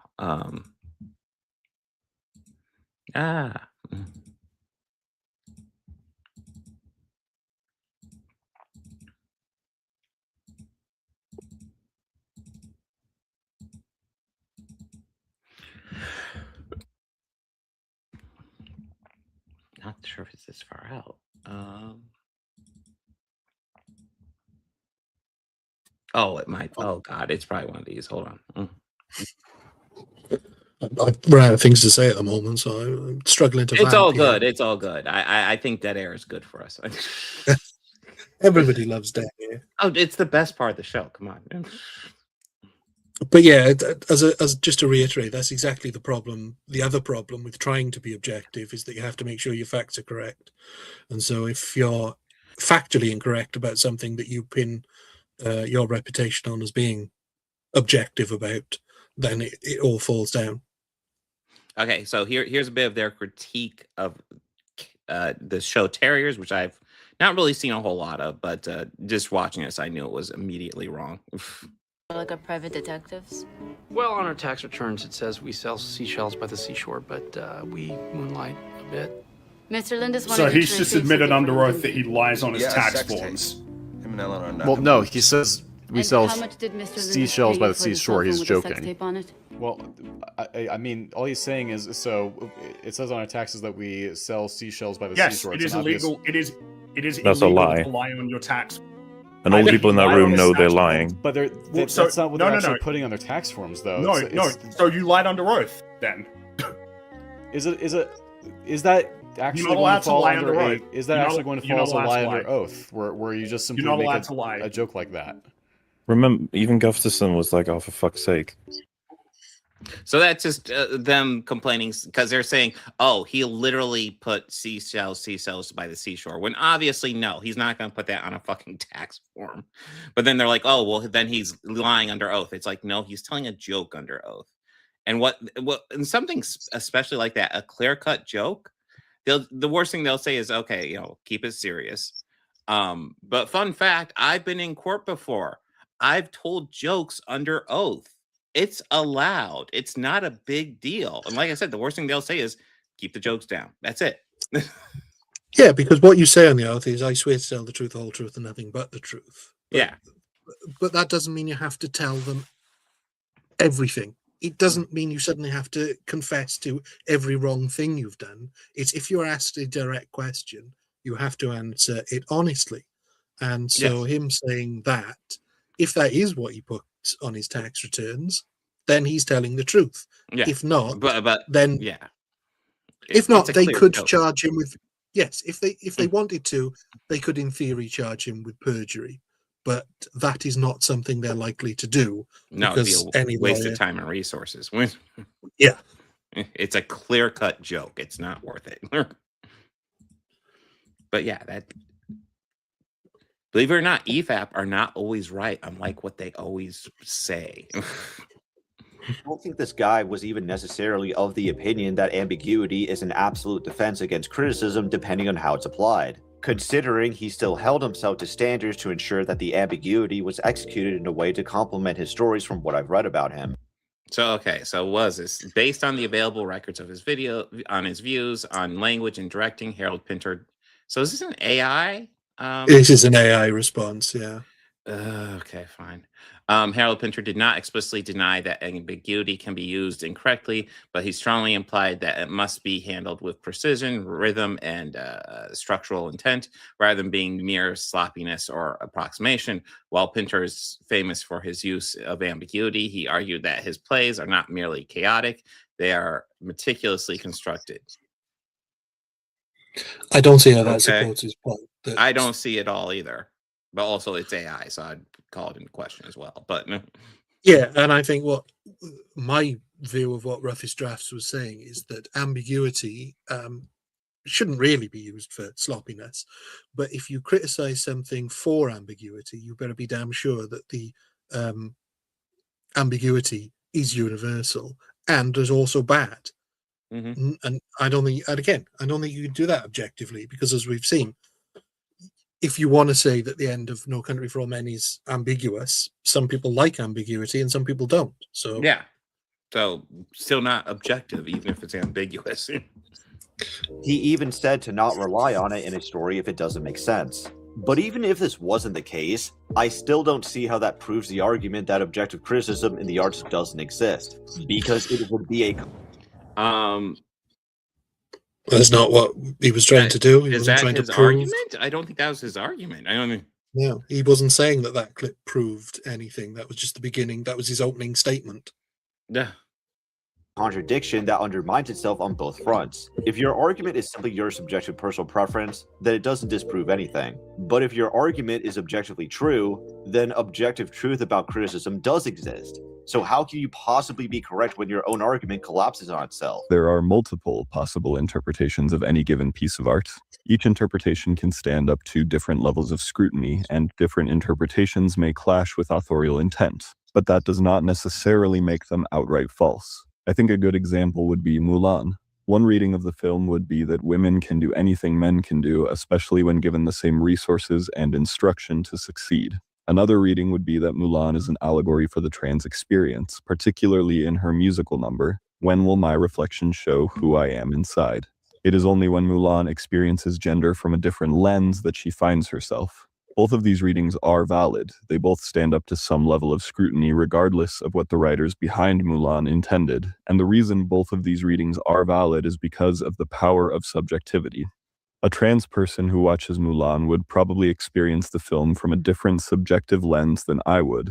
Both myself and this trans person would bring different outlooks to the film when it came time to interpret, and that's okay. One reading might have more evidence behind it, but that's not to say that either interpretation is unvaluable. Both have value in their own way. So this okay, before we even get to that like I actually never even thought about trans read of Mulan, but I can definitely see that. Like, yeah, like, and I don't even think the trans read is authorial intent at all, but like I definitely see how it exists. And it's one of those things. I feel like these chuds haven't actually done essays on movies or art even.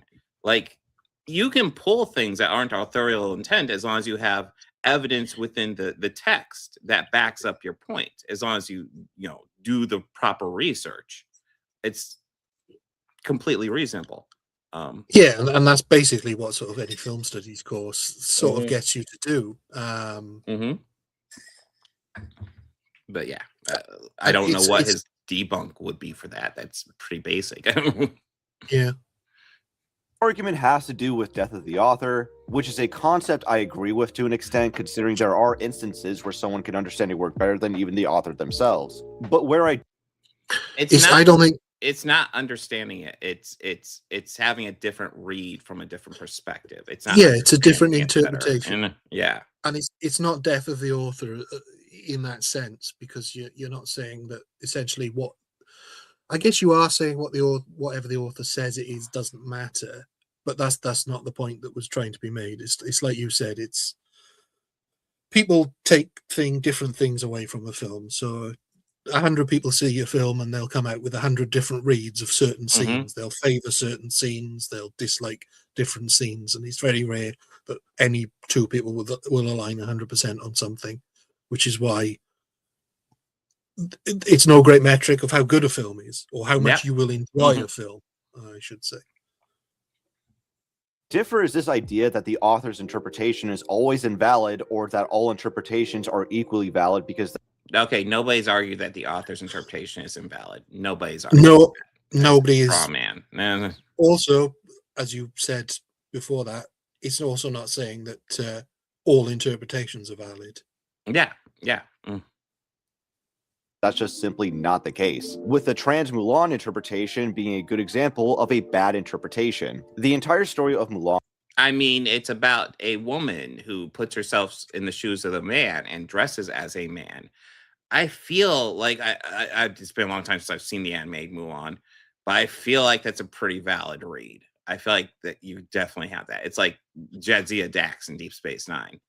There's a trans allegory there, even if it wasn't intended. And there may be parts of the story or parts of the text that contradict a solid trans reading, but then stories don't work like that. I mean, we know that, for example, with The Matrix, the Wachowskis have sort of retroactively said it's a trans allegory.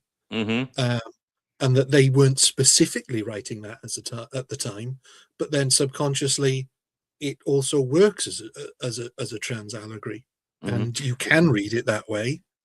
I remember one of the elements from The Matrix they talked about that they changed. I don't remember if the studio forced them or what, but one of the elements that the Wachowskis changed, I believe it was the character Switch. was supposed to be a woman in the Matrix, but in the real world, when they go to the real world, it's supposed to be a man.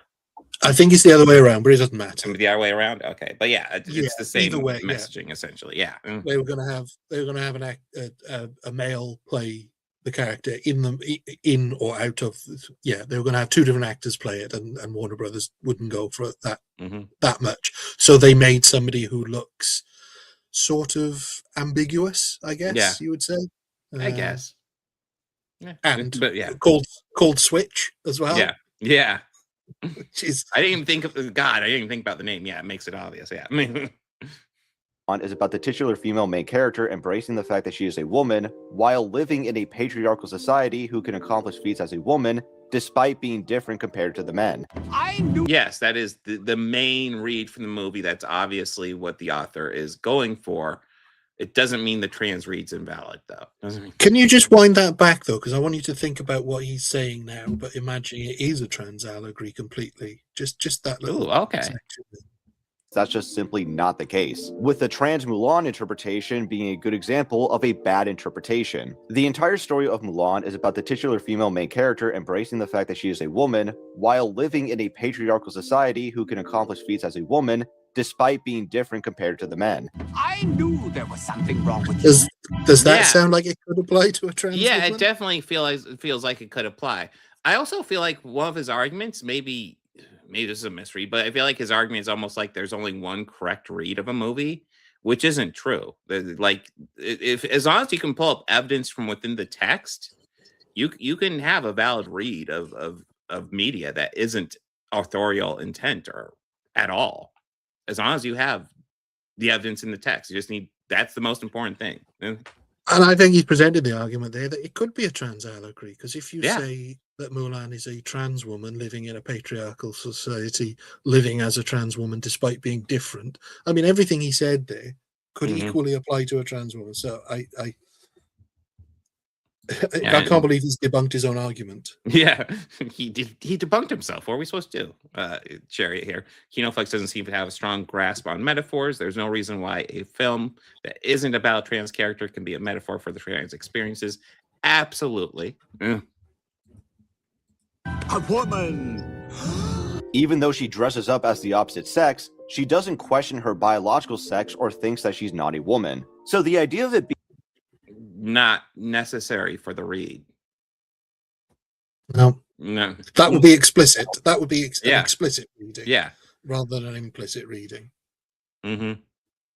Allegory is such a nonsensical statement, especially since what she was doing is cross-dressing, not trying to become a man. If anything, someone can come along and argue that's more in line with an anti-trans or detransitioner interpretation, since the message is all about feeling free to express yourself how you are in the body you were born with. And you can't just respond by...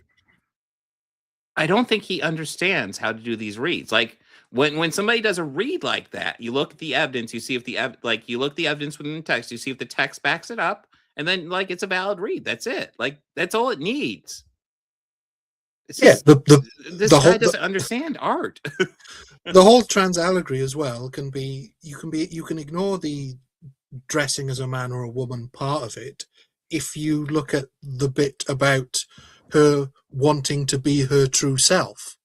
That is the trans experience of wanting to be her true self in a society that doesn't accept her as her true self. That is the easiest trans reading, and it's really weird that anybody could proudly proclaim that oh no, it doesn't count because she only dresses as a man. I like Cherry here. It's nonsense that this metaphor isn't literal. It's like, yeah. Who would have thought? Saying, oh, well, it's just another difference of interpretation, because these two interpretations are at direct odds with each other. So how can you say...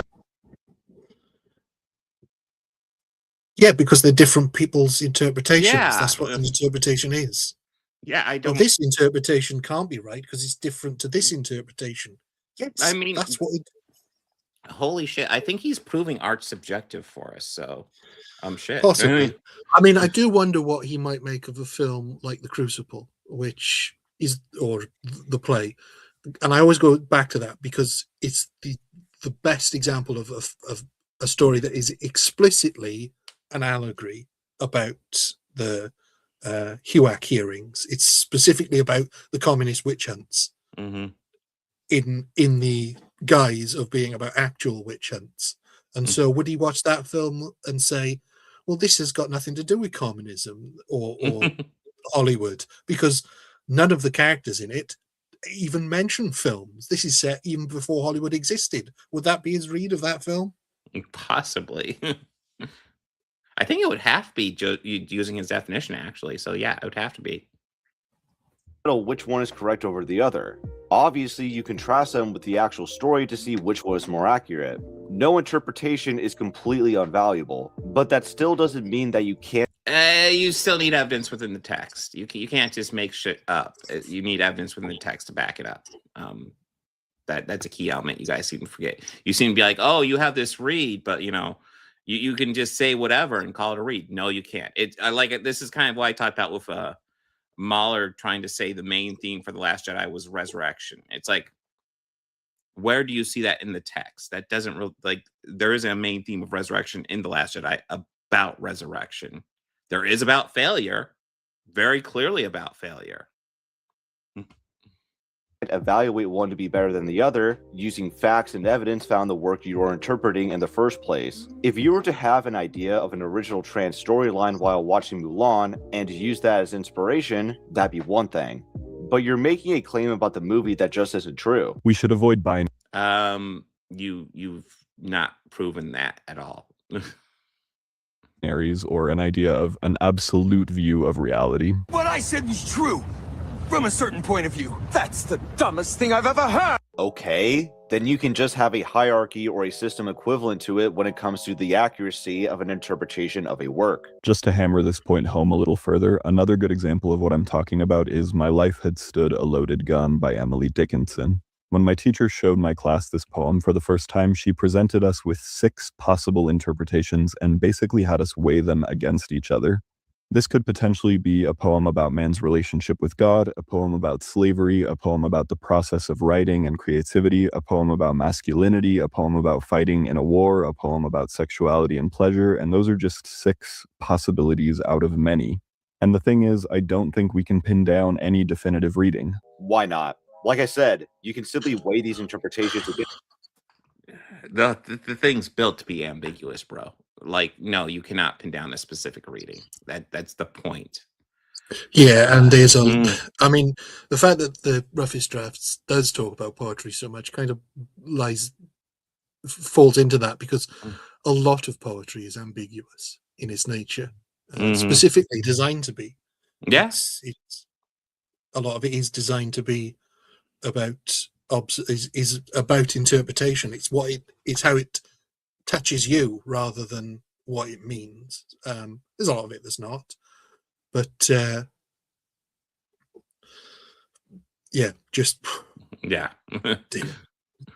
each other to see which one is the most aligned with the actual poem, but you're simply unwilling to do that because you don't want to invalidate another person's opinion. I mean, okay, don't want to invalidate another person's opinion. So okay, so I'll go ahead and go over this poem real fast.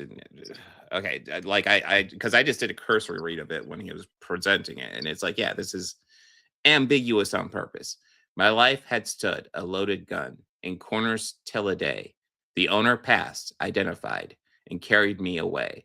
And now we roam in sovereign woods, and now we hunt the dock. Or the doe. God, it looked like the doe. The doe. And every I said dock, I was like, that doesn't make sense.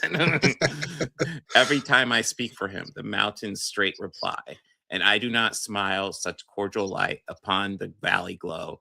It is as Vesuvian, thank you. Face had its pleasure though through. And when at night our good day done, I guard my master's head. 'Tis better than the elders' ducks. Deep pillow. I did. Yeah, you're right. That is an I. Deep pillow to have shared. You can tell I've never read this before. 2 of his foe. I am deadly. I'm deadly foe.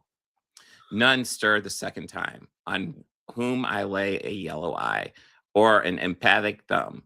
Though I than he may longer live, he longer must than I, but I have the power to kill without the power to die. You're going for an objective fucking read of this. Are you fucking serious? Are you? And if you want an objective read of it, which is the stupidest read, yes, it's a poem about a gun from the gun's perspective. That's what it is. Apparently, mountains are talking too. If we're looking at this like that. Well, yeah, let's not. No. But the literal interpretation of this, if you want a straight down the line objective thing about what this poem is about, it's about a gun written by the gun. But how can that be? Guns can't write. Yeah. They certainly can't write poetry. It's almost like an objective read of this is fucking stupid. Yeah, I'm not gonna lie. Part of me almost wants to see him try. So yeah, it's not about any of those interpretations because I was terror for this in school, but I would try and literally interpret poems, which is the teacher hated. What's the poem about? Oh, it's about a loaded gun. Right, okay. About masculinity, a poem about fighting in a war, a poem about sexuality and pleasure, and those are just 6 possibilities out of many. And the thing is, I don't think we can pin down any definitive reading. Why not? Like I said, you can simply weigh these interpretations. Please, I want to hear him try to pin down a definitive reading of this, please. Is it just about being a loaded gun? Which Hey. is the stupidest reading. Yes. That's the least interesting. But you could read it that way. If you wanted to be literal about it, that's what it's about. To see which one is the most aligned with the actual poem. But you're simply unwilling to do that because you don't want to invalidate another person's opinion. There truly is no Oh, so you're not even going to attempt a literal read. You're talking about, you're not even going to attempt it. Bro, I was so excited. I want to see you attempt that shit. Because you know it's fucking brutal. Shit. So he's not even willing to prove his own point. Okay, cool. accounting for taste in art. A person's subjective life experience is going to have an effect on the way they criticize a piece of art and on the way they interpret a piece of art. It's kind of impossible to separate interpretation from criticism. Sure, you can't completely separate criticism from interpretation, but you can improve your interpretation to have better overall criticisms. It's the same underlying principle as education, where the goal is to refine a person's ability to interpret, analyze, and critically evaluate information. Okay. Yes. Yeah. So learning how to properly analyze stuff. Yes, that is something you can learn in school. That doesn't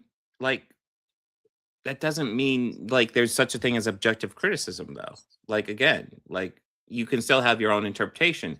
What you learn in school is how to refine that a lot of times, or maybe even learn there's not enough evidence in the text to back up your interpretation.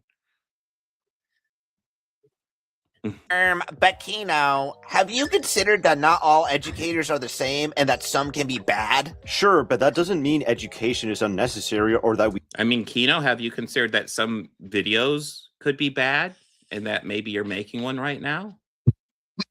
I'm just throwing that out there. We disregard everything we're supposed to learn. How we respond to people repeating incorrect information is through critical engagement by asking various questions, determining where the faulty perspective came from, whose lens shaped it. Okay, you have to prove it's a faulty perspective because, like, again, we're talking about a perspective.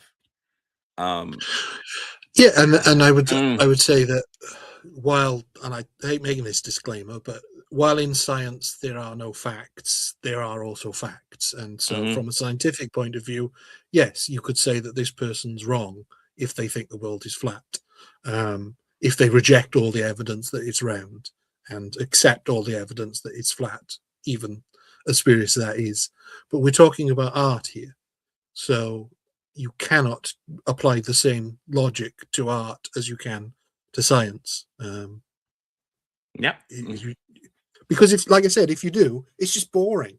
Yeah. If you analyze a film by how good the lighting is in the film or how good the sound is specifically, not saying how well lit something is, but how good the actual lights are or how good the microphones they used are.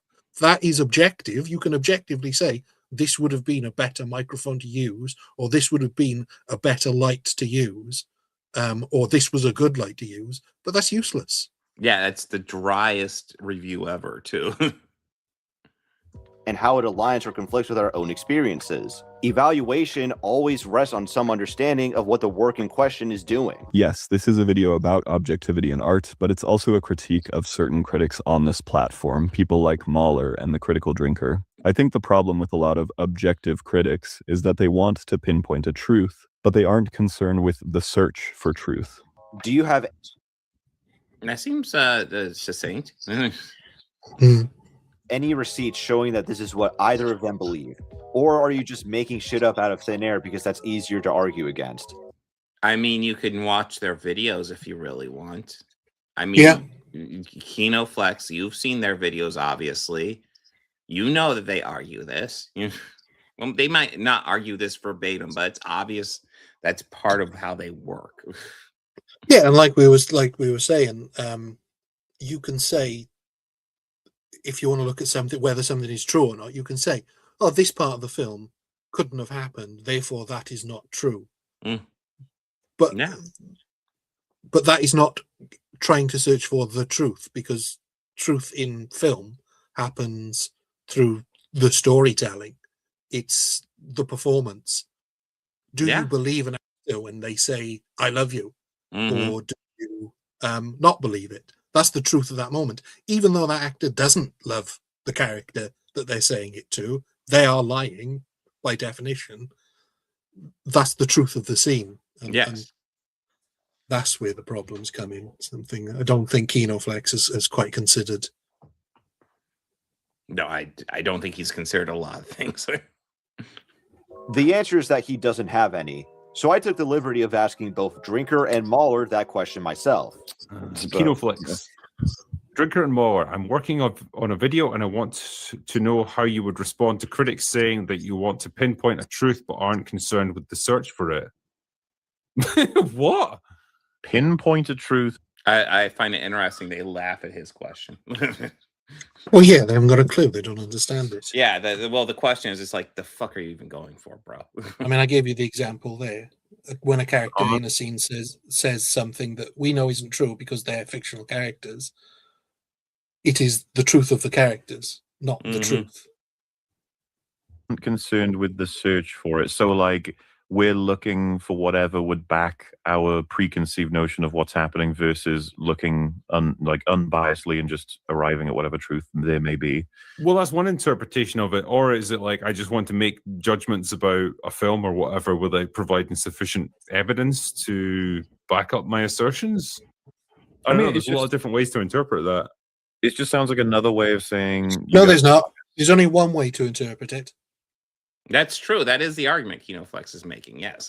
Yep, you have to weigh which is the most credible based on that statement. And then, well, there's only one true interpretation. And then, everything else most flushed down the toilet. Yeah. And I'd just be like, well, I disagree. And I can't resist, having lived in a universe as a flesh human creature with the, perception of time being linear, that I understand how things are going to go because I've seen how things have gone. And I would say that me and Drinker have been pretty solid on predicting how things are going to go with certain films, but based on producers, writers, directors, and time and companies and studios, but that simultaneously we've been... Really? How come, like I guess, like, Mahler, I don't think really does speculation videos, but, like, Critical Drinker's speculation videos are ridiculously easy to debunk. Like, they're laughably bad. Yeah, and I mean, ignoring all the stuff that he just gets wrong, also, what do they mean by that? Because or what does Mahler mean? Predicting how good something's going to be? Because, again, that's subjective. So, again, he's admitting that he does think his objective opinion is the correct one. Yes, he is. Because if, say, let's take us back to 1982, and these two guys were around and they were saying that, The Thing is an abject failure. Commercially and critically, it was a complete failure. Therefore, it is a bad movie. We fast forward 40 years and now it's beloved. One of the Critical Drinker's favorite films is Big Trouble in Little China, which, once you ignore all the wokeness that is in that film, also was a critical and commercial flop. Yeah. So if we're judging it by how well did the audience receive it, and how well did the critics receive it, and how well it did at the box office, by those three criteria, that film is a failure, and yet they wouldn't consider that film a failure. So that they just don't understand the question there at all. And like I said, what Roughest Drafts, it was pretty clear to me, was saying was they look for what is true in a film rather than what is the truth of that scene in a film. Yeah. Very wrong on a whole bunch of stuff, and we're happy to be like, wow, that's a great surprise. I'm really glad that turned out that way. Yeah. And vice versa. We've hoped. Fucking remember 28 years later, we're like, that trailer looks bitchin'. We got every reason to believe this is going to be an awesome movie. It was like, oh, yeah. Okay. And that's the thing. Are they talking about 28 years later? Yeah. Yeah, that movie was pretty fucking solid in my opinion. Although I think Bone Temple was probably better, but I enjoyed those movies. Yeah, but I enjoyed.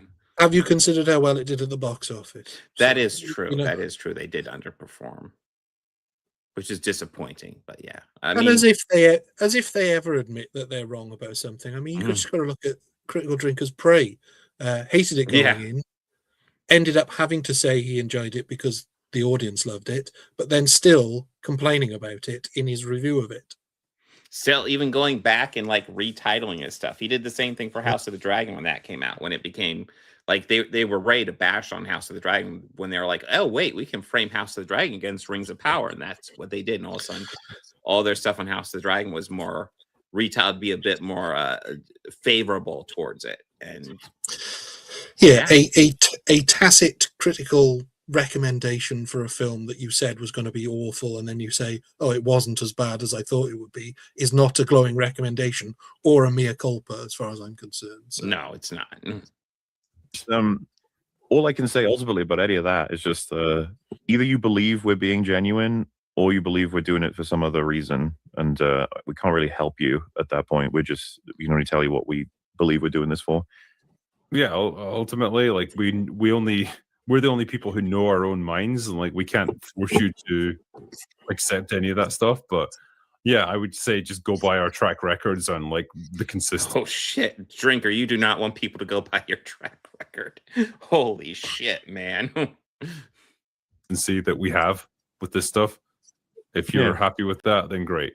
If not, well, then maybe you need to look for other people. I don't think they view language in art as an ambiguous transaction, as an exchange between two. Wait, what was that clip of him asking the question? What did that prove?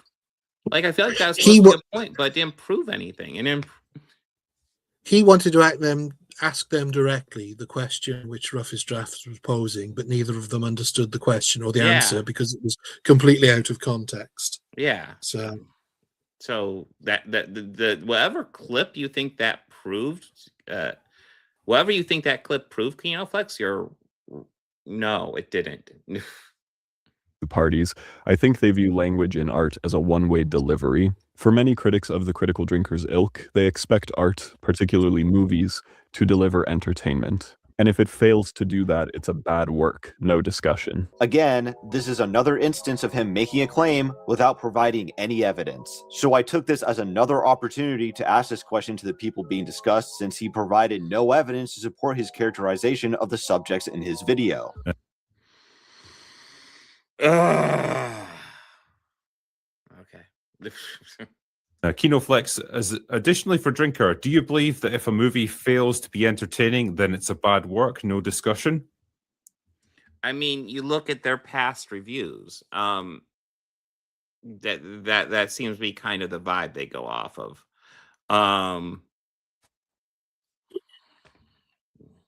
Well, entertaining is a kind of broad term, because for me, a piece of art needs to be engaging, not necessarily entertaining. Like, I'd be engaged by something like Schindler's List, right? I wouldn't say I'm necessarily entertained by it. I'm not having the time of my life watching it. So we're talking just nitpicking on words. So it has to be engaging, not entertaining. Okay, cool. But I'm very invested in what's going on there. So there's also, do they mean entertaining like just for me versus everyone, because of course, if nobody on Earth was entertained by a film, I'd be like, well, it probably failed. You know, like, but Yeah. if we, you know, like, not necessarily Incorrect. It's incorrect. Yeah. Yeah, is that wild? Because that presupposes that there is, again, some sort of objective standard. Where's his limit? If nobody enjoyed it, was it entertaining? Where's the threshold? 51% of people enjoying it? Yeah, that's a good question. What if nobody enjoyed it when it came out, and then a year later people enjoyed it?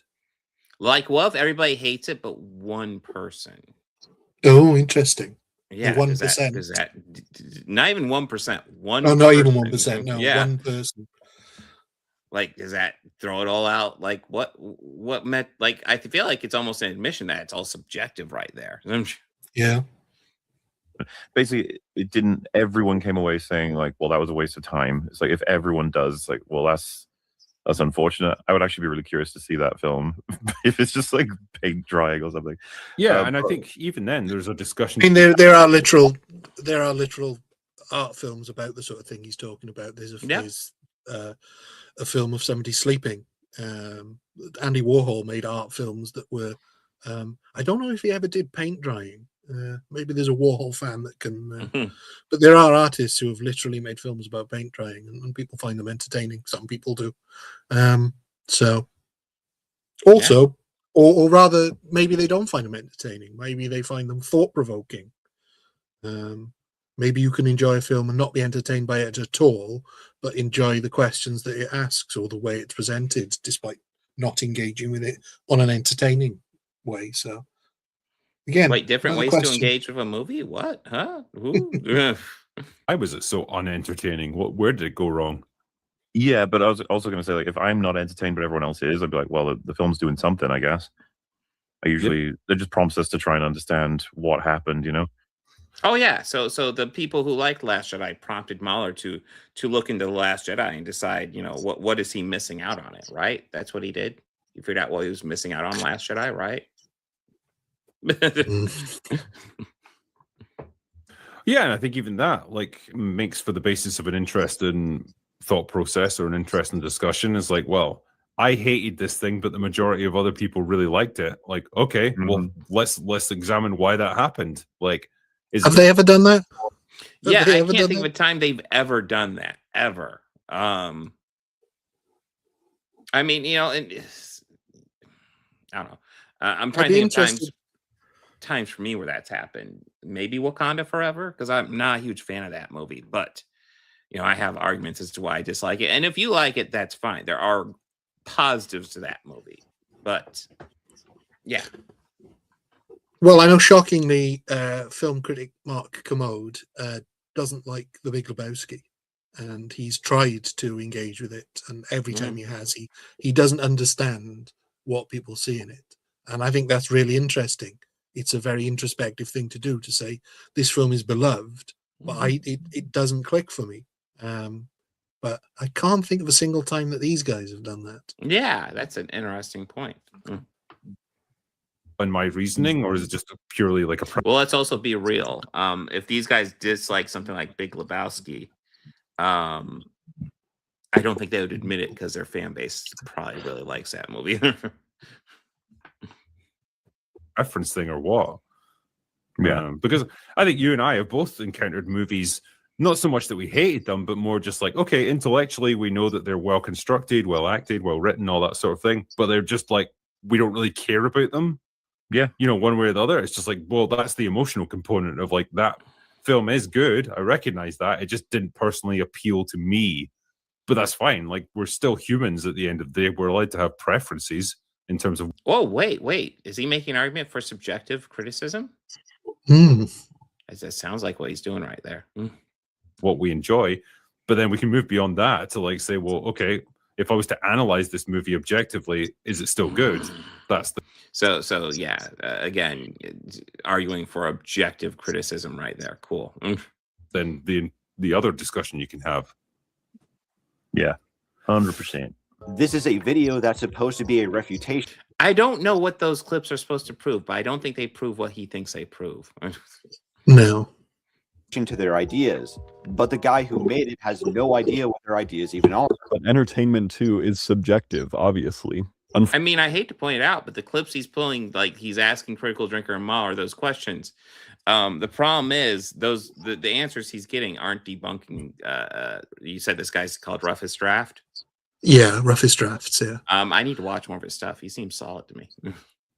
Well, I think the other pitfall that these sort of reply guys always fall down in is that they expect absolute specificity.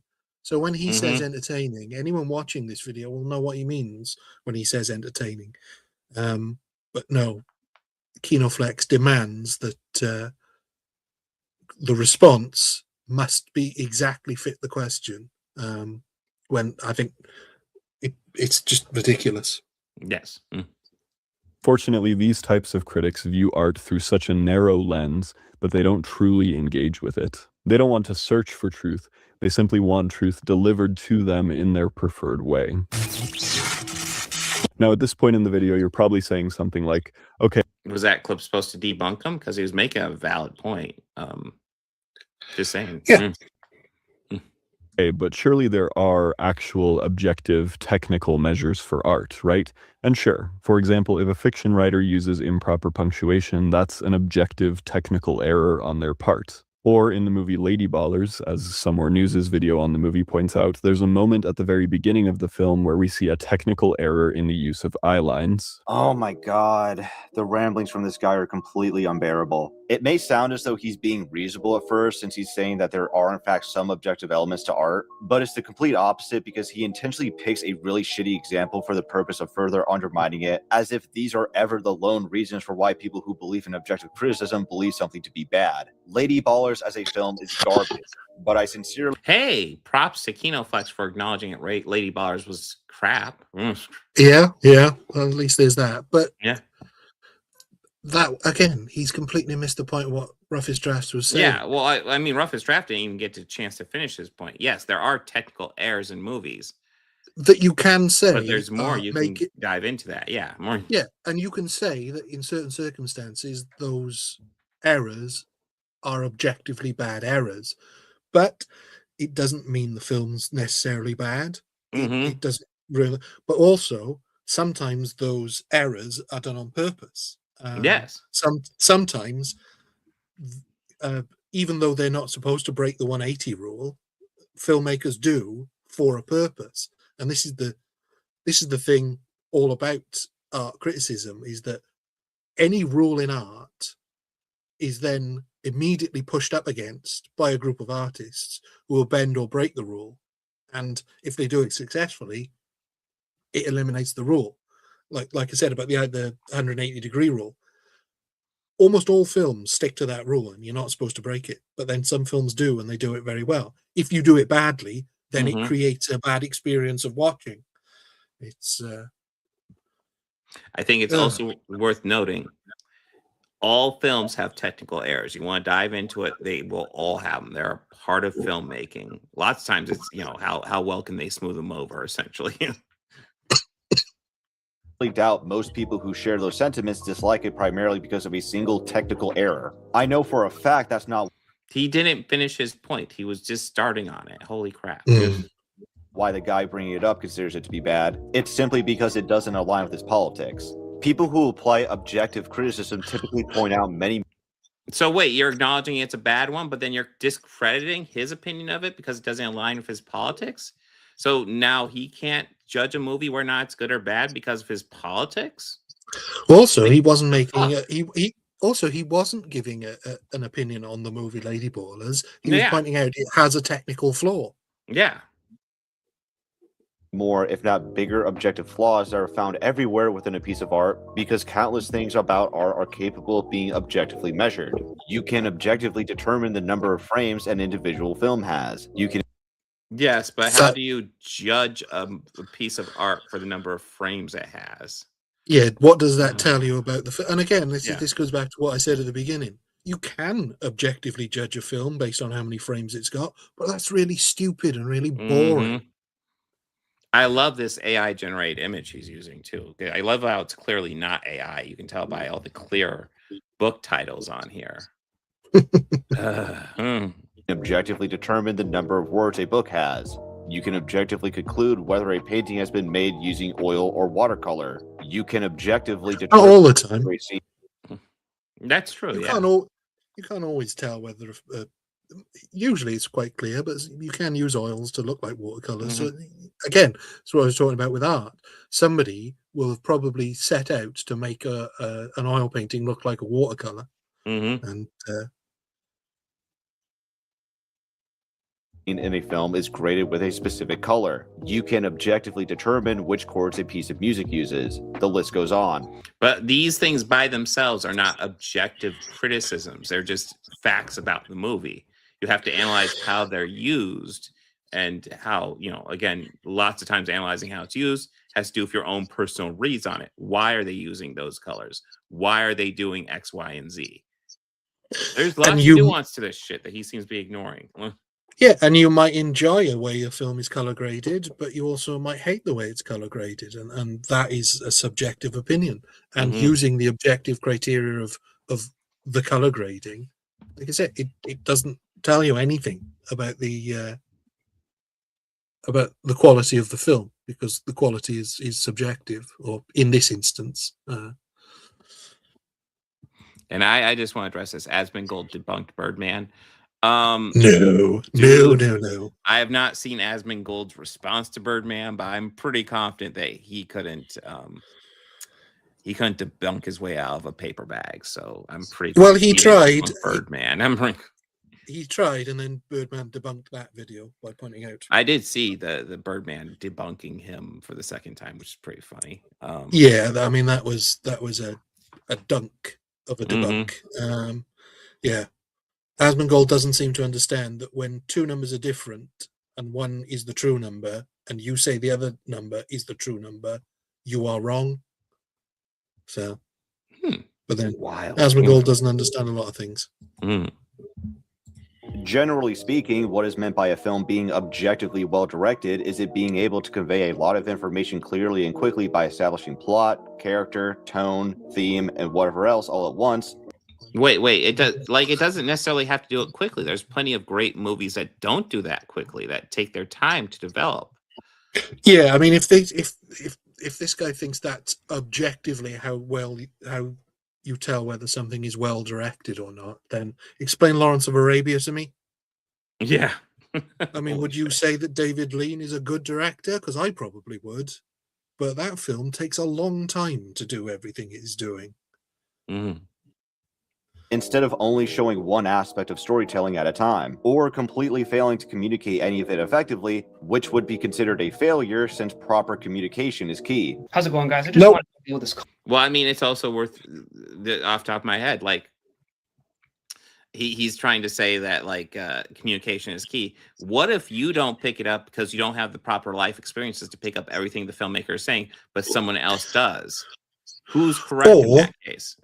Or what if the intention of the filmmaker is to purposely do the opposite of that? What if they want it to be impenetrable? Yeah. I mean, if they've designed it to be confusing, then and you're confused by it, then they've succeeded. Yeah. And this isn't to pick on Matt, but just it's a good teaching point in regards to art and objectivity, and that art is objective. Matt says, I think in a way art is subjective. You're attempting to connect with another person emotionally through art, which is always going to be a subjective process. And to this, I disagree, because art is a form of communication.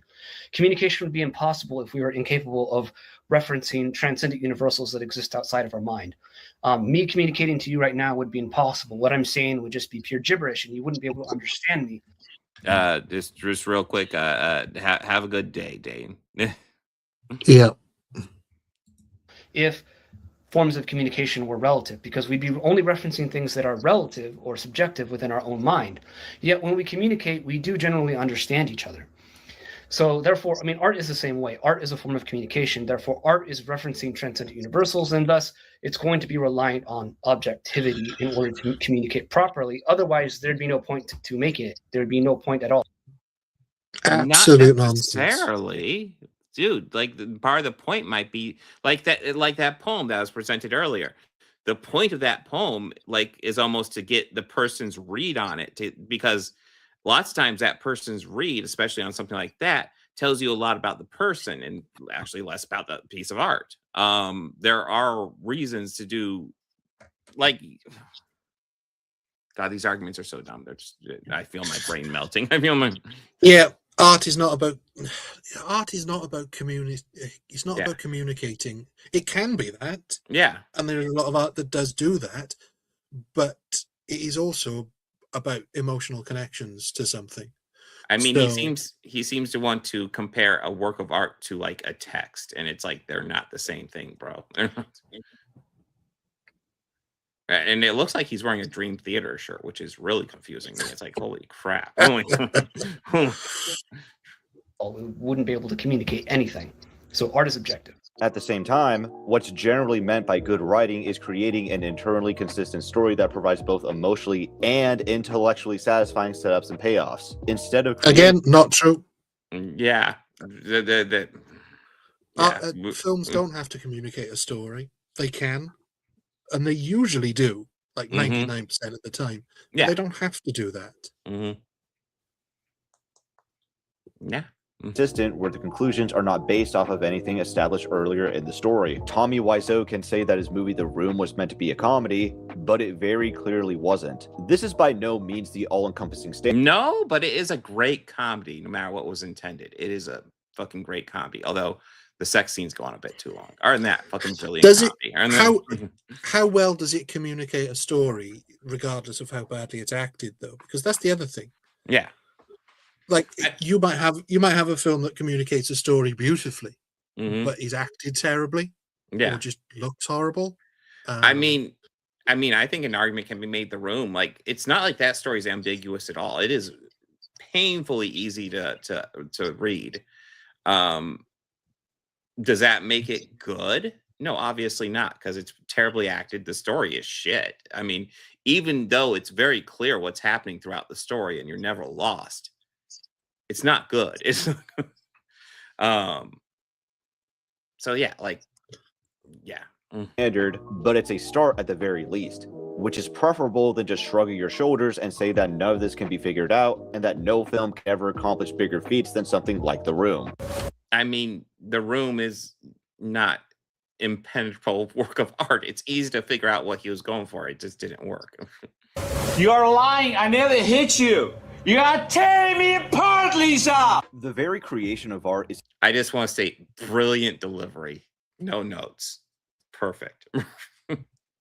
to take a concept that only exists in the abstract and to try to turn it into something tangible and concrete. It takes skill to be able to create good art and to effectively shape the ideas in your head through the medium of your choice. The results can be measured both as art and as a display of verifiable technical skill.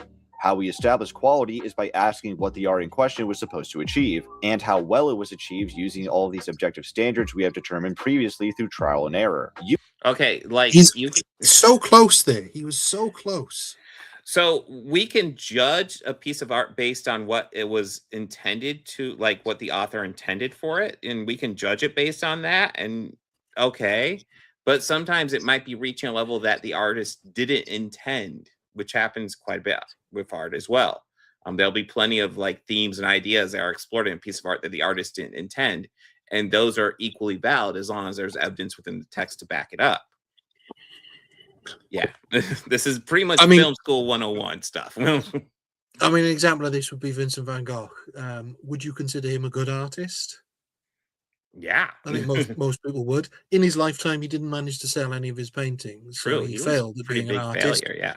He failed at communicating his ideas through his art. He failed at everything that Kino Flex has just said, and yet now we consider him one of the great masters. So, is he actually a good painter?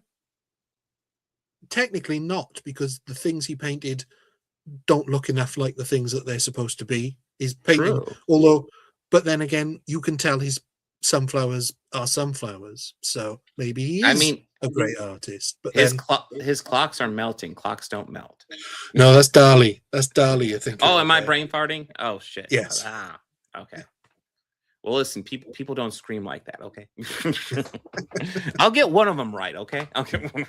You can act as though history had never occurred when it comes to the creation of the wheel, but anyone who knows history and refuses to play along won't lower their standards to pretend that you invented it instead. But the thing is, the rules change all the time. What might be considered objectively good artistry in one day and age can change in as few as 10 years. I mean, that's why objective art, you can't really judge stuff objectively. No, and that's exactly he's what proving it. Yeah, that's his exact point. But yeah, exactly time will what change I was saying. Exactly what I was saying about Van Gogh as well. Mm-hmm. Before he died, he wasn't considered a good artist. Mm-hmm. I mean, I'll go ahead and talk about one of my favorite movies, and that's Silence of the Lambs. And there is kind of a derogatory idea behind it towards trans people, which very much is not intended by Thomas Harris. There's even lines of dialogue designed to kind of try to soothe that over. But that vibe is there with that movie, and it's absolutely not intended, but something that has become more topical as time has gone by. A similar thing could be said for Psycho. These are great movies, by the way. But as time has gone by and we view them through different lenses, it looks a little different. There's actually this comment from a Critical Drinker video that I think puts it quite well. Quote, I say this as a longtime subscriber and fan. I think you're kind of wrong on the topic of themes. Before that, what I agree on. Themes aren't a get out of making a good film free card. Themes aren't a substitute for a good story. Themes aren't the same as narrative. What I disagree on, that film has an objective standard. I would rather say film has a collectively negotiated preference that is colloquially called good filmmaking.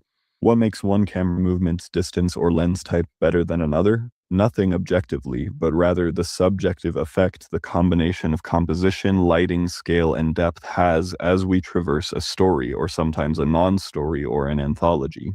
If it were objective, objections would more quickly be settled when discussing things like narrative or cinematography. I don't just mean in the YouTube sphere, I mean even among cinematographers and film historians, unquote. This feels like a Critical Drinker fan who's trying to understand the flaws in a lot of his arguments. I really want to emphasize that idea of a collectively negotiated preference. I think this is something that's true for pretty much all art forms, and again, it's something that changes decade after decade. I want to point out two things about this comment he highlights. The first is that he completely disregards what the comment has to say about themes because he doesn't actually care about it for anything other than disagreeing with Drinker. And the second is that what he is describing is literally what everyone... Evidence? That's one of the frustrating things about these guys. They just say stuff, but they don't provide any evidence. They just say it, and it's like, okay, what are we supposed to do with that? What including Drinker means by objectivity. I know I can't prove this, but I would not be surprised if this guy saw how people use sophistry in debates thinking it was a genius tactic, when anyone with a brain sees it as a dipshit scrambling to not address a point they can't refute. Wait, are you arguing against that comment? Because the comment seemed pretty reasonable to me. Yeah, it was a reasonable take. Mm-hmm. So it'd be like, it was a lot of people. Well, hold on. I was like, what does that mean? Yeah. I'm explaining it. So Okay. more people in 35 years than 2,000 years, that sounds like quite a lot of people. Is Not that fair? necessarily, no. Is that fair? No, not really, right? There's no such thing as a... Let me look at that. That looks like Destiny and fucking trigonometry guy. Yeah, I saw that debate. At one point, Kissing just shut down completely for about 6 or 7 seconds and refused to engage with Destiny's points. So I'll let you take. I hear a lot of these words would be like, it was a lot of people. Well, hold I on. was like, what does that mean? Yeah. I'm explaining it. So Okay. more people in 35 years than 2,000 years, that sounds like quite a lot of people. Is Not that fair? necessarily, no. Is that fair? No, not really, right? There's no such thing as a change that is too drastic too quickly. I have no context for that clip, so I don't know what the point is. Right, I can give you the context. Konstantin Kissing always says this. He's got this little phrase that he thinks is brilliant, where he says, in the last 25 years, there's been more immigration into Britain than between 1066 and 1950.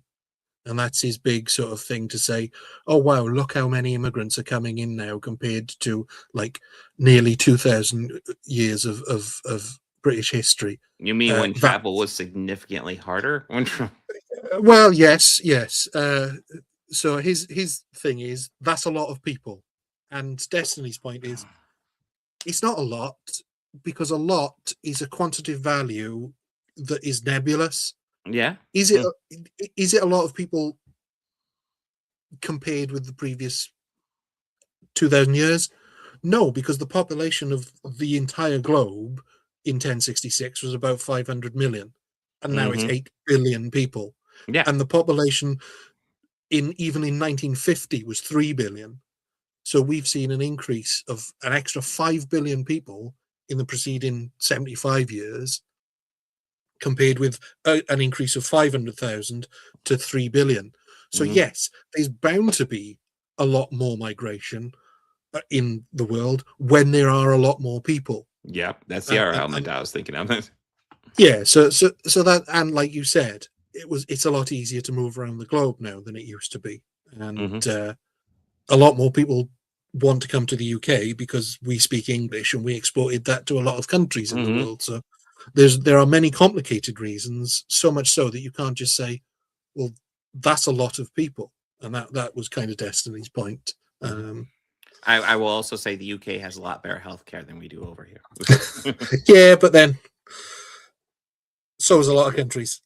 True. Because, well, everything changes. This is actually postmodernism. Now he's going to try and attack the very concept of unprecedented. Everything is unprecedented. Therefore, the word unprecedented does not mean anything. Everything definitionally is unprecedented as you move forward in years. That's we have an unprecedented amount of technology, an unprecedented amount of energy generation, an unprecedented amount of I think you might be confused about the meaning of the word unprecedented. Yes, it's a bit reductive to say, like, well, we have an unprecedented wave of whatever. There's unprecedented things happening definitionally every year forward into the future we go. No, that's not true. Listen, I have my objections to Destiny, but yeah, that unprecedented is kind of one of those revolving terms that changes as we go. It's unprecedented until it becomes precedent. It changes. Yeah, and when people say unprecedented, I mean, the correct usage of the words would be to something that has never happened before and is so unbelievable that but having unprecedented numbers of people coming here, it's not unprecedented because the numbers have gone up every year since we started keeping records. Yeah. So it's never happened before, but then next year will never happen before. And then the year after that. And so you also have to weigh, is it a positive or a negative? And unprecedented levels of crime, well, they could be unprecedented low levels of crime or high levels of crime. So unprecedented on its own is a meaningless word that you just throw in to make people scared. And that, again, that's the point. One of the most amazing things of arguing with anybody from your position is the extent to which they refuse to understand what words mean. I just explained to you repeatedly what unprecedented means. It means that... Well, he just pointed out that unprecedented has a changing meaning. It hasn't happened before. Nobody who talks like this is ever interested in trying to find the truth. It's a strategy used to evade accountability towards their beliefs being challenged. The exact same tactic is being used here when it comes to trying to invalidate the idea of objectivity and criticism. What he's doing here is trying to argue that our standards of what we consider to be good and bad art is socially constructed, so that automatically invalidates it somehow. But just because something is a social construct does not mean it is not objective. For example,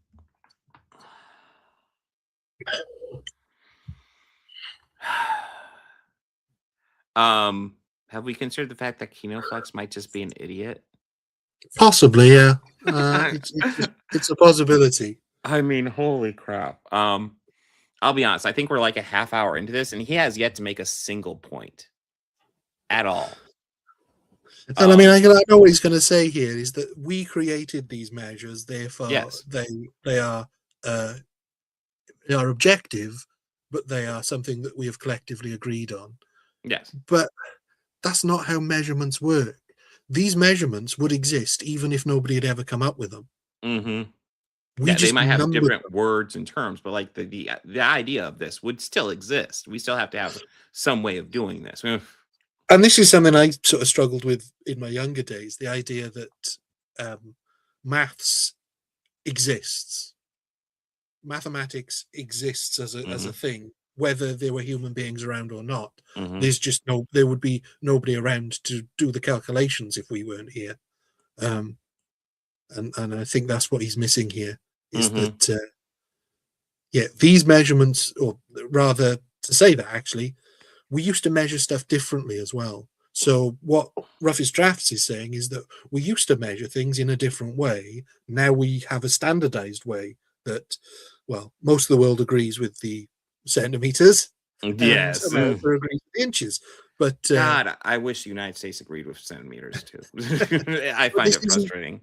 This isn't always the way we measured things, but objectively, that measurement stays the same throughout history because it is just lines that we space equally apart. So yeah. And in general society, we choose which one we agree upon and move on with that. United States is stuck with the English system, which isn't even the English system anymore. It's the United States system now because the English use metric.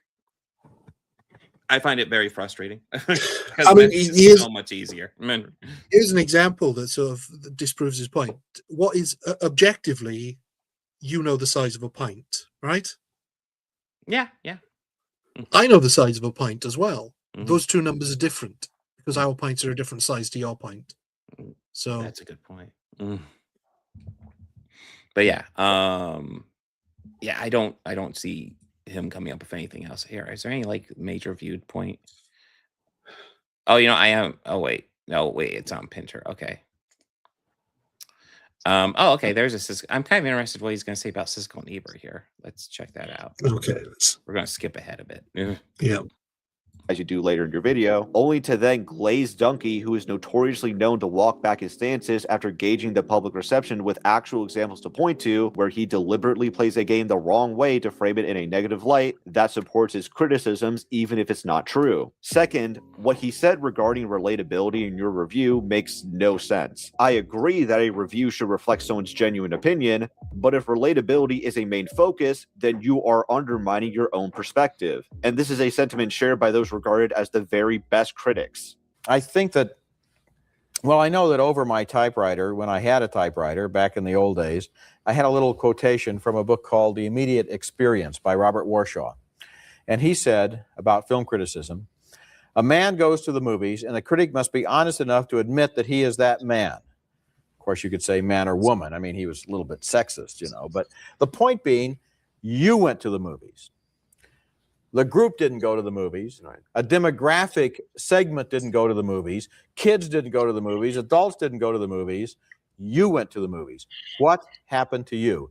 And if it happened, you have to admit it. Now, a lot of critics are almost shy about confessing that they've had any kind of emotional reaction. Right. I mean, if you laughed, say you laughed. If you cried, say you cried. If you were bored, say how bored you were. But don't indicate that in a way you were kind of this aloof Olympian figure standing above the groundlings in the audience and observing with amusement their pathetic little reactions because you were there and the review should communicate what you thought. What you're talking about there is courage. Now, I know that, and you think about it in occupations, people would say, boy, you guys have a really soft job. It doesn't involve any guts to do what you do. But oddly enough, I think that, and this, I think, the stakes are always being raised, no matter how successful you are in our job. And that is, you have to summon up the courage, just as you were saying, to say what you honestly feel. And it's not easy. And then we're living now, there's a whole new world called political correctness that's going on. And that is death to a critic to participate in that. Wanting to be liked is another piece of advice. I would you've really put your finger on something. Can I just say one thing? Just wanting to be liked. Forget even the world of political correctness. Just personally, wanting to be liked, wanting to go along with the group. Death to a critic. Take your best shot. I know that this is something that you must say to yourself even now. I know I do all the time. I've been given this lucky break to have a chance to say what I think. If I censor myself, I'm going to regret it. I'm going to regret it. When you said the words political correctness, all I could think of is a lot of college writers are either working for their student papers or they're writing papers that are going to be read out loud in class or duplicated and passed around in class. Yeah. And political correctness is the fascism of the 90s. It's kind of this rigid feeling that you have to keep your ideas and your ways of looking at things within very narrow boundaries, or you'll offend someone. Right. Certainly, one of the purposes of journalism is to challenge just that kind of thinking. Sure. And certainly, one of the purposes of criticism is to break boundaries. It's also one of the purposes of art. So that if a young journalist, 18, 19, 20, 21, undergraduate, tries to write politically correctly, what they're really doing is ventriloquism. You see, they're not. Okay, so I just want to point out, like, he's using this clip that during this clip, by the way, Roger Ebert and Gene Siskel make a very clear point about how the film experience examining art, that's a very subjective thing. It's what they're talking about in the beginning. And then he's also using a criticism of political correctness, which I think the political correctness stuff, as we've seen over time, was overblown. Like, these guys like to make a big deal out of it. But he's trying to use that as a slander against this guy who hasn't made any arguments about political correctness whatsoever. So at least none that KinoFlex has presented. I'm just saying.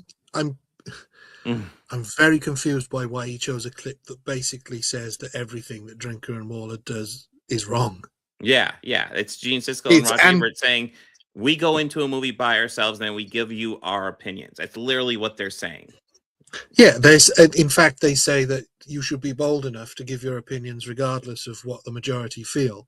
Yeah. Whereas I think it's pretty clear from Drinker and Mauler's history is that all the videos they put out exclusively cater to the audience they've cultivated.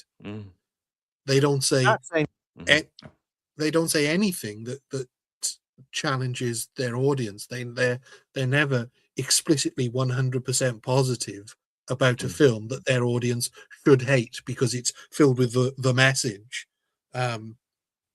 So yeah, to show that part of the clip just so they can get to the part where they dunk on political correctness for trying to they're calling out virtue signaling. Whereas, as far as I'm concerned, that's all Drinker and Mauler do.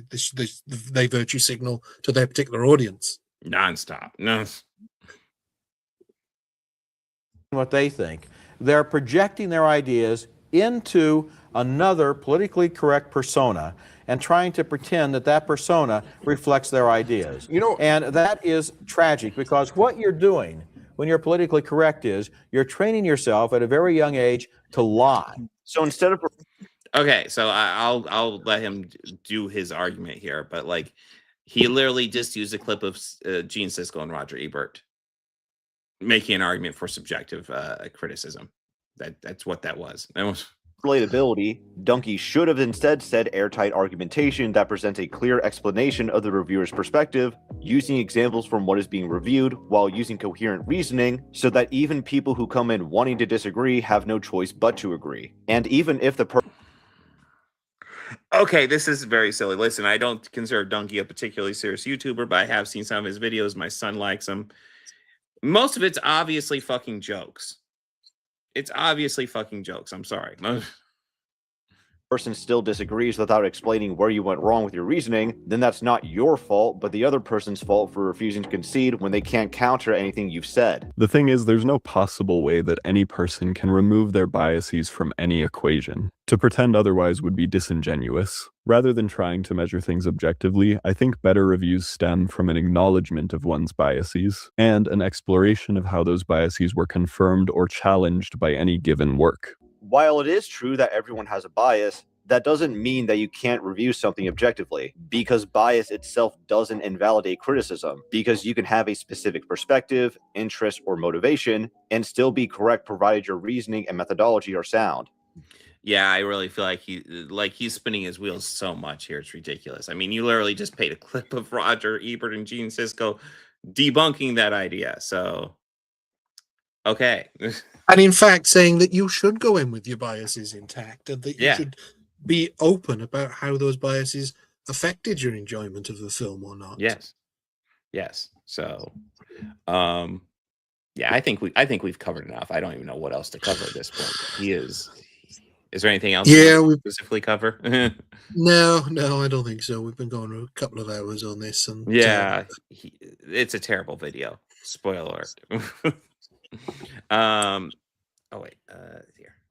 Well, guys, thank you for joining us. Like and subscribe, of course. This is Nothing But Media over here. Make sure to visit his channel. Give him some love. I'm, of course, Organized Chaos. There's a whole bunch of the initiative people, actual fandom. Turf Nation's on YouTube, but you can give them some love if you wish. It's good. His videos are still up and they're still good. Yeah, Eric Debunks, Chariot. There's the whole crew of us. Thank you so much for joining us. Anything you want to promote, Ryan? Not particularly, no. I would just say, yeah, go check out Roughest Draft's channel. He's got some great videos there. And despite what Kino Flex says, he makes some very compelling arguments, very well thought out, very thoughtful. And yeah, that's about it. And while this is completely irrelevant, free Palestine, yes. Guys, party on and be excellent to each other. I'm built like a goddamn brick.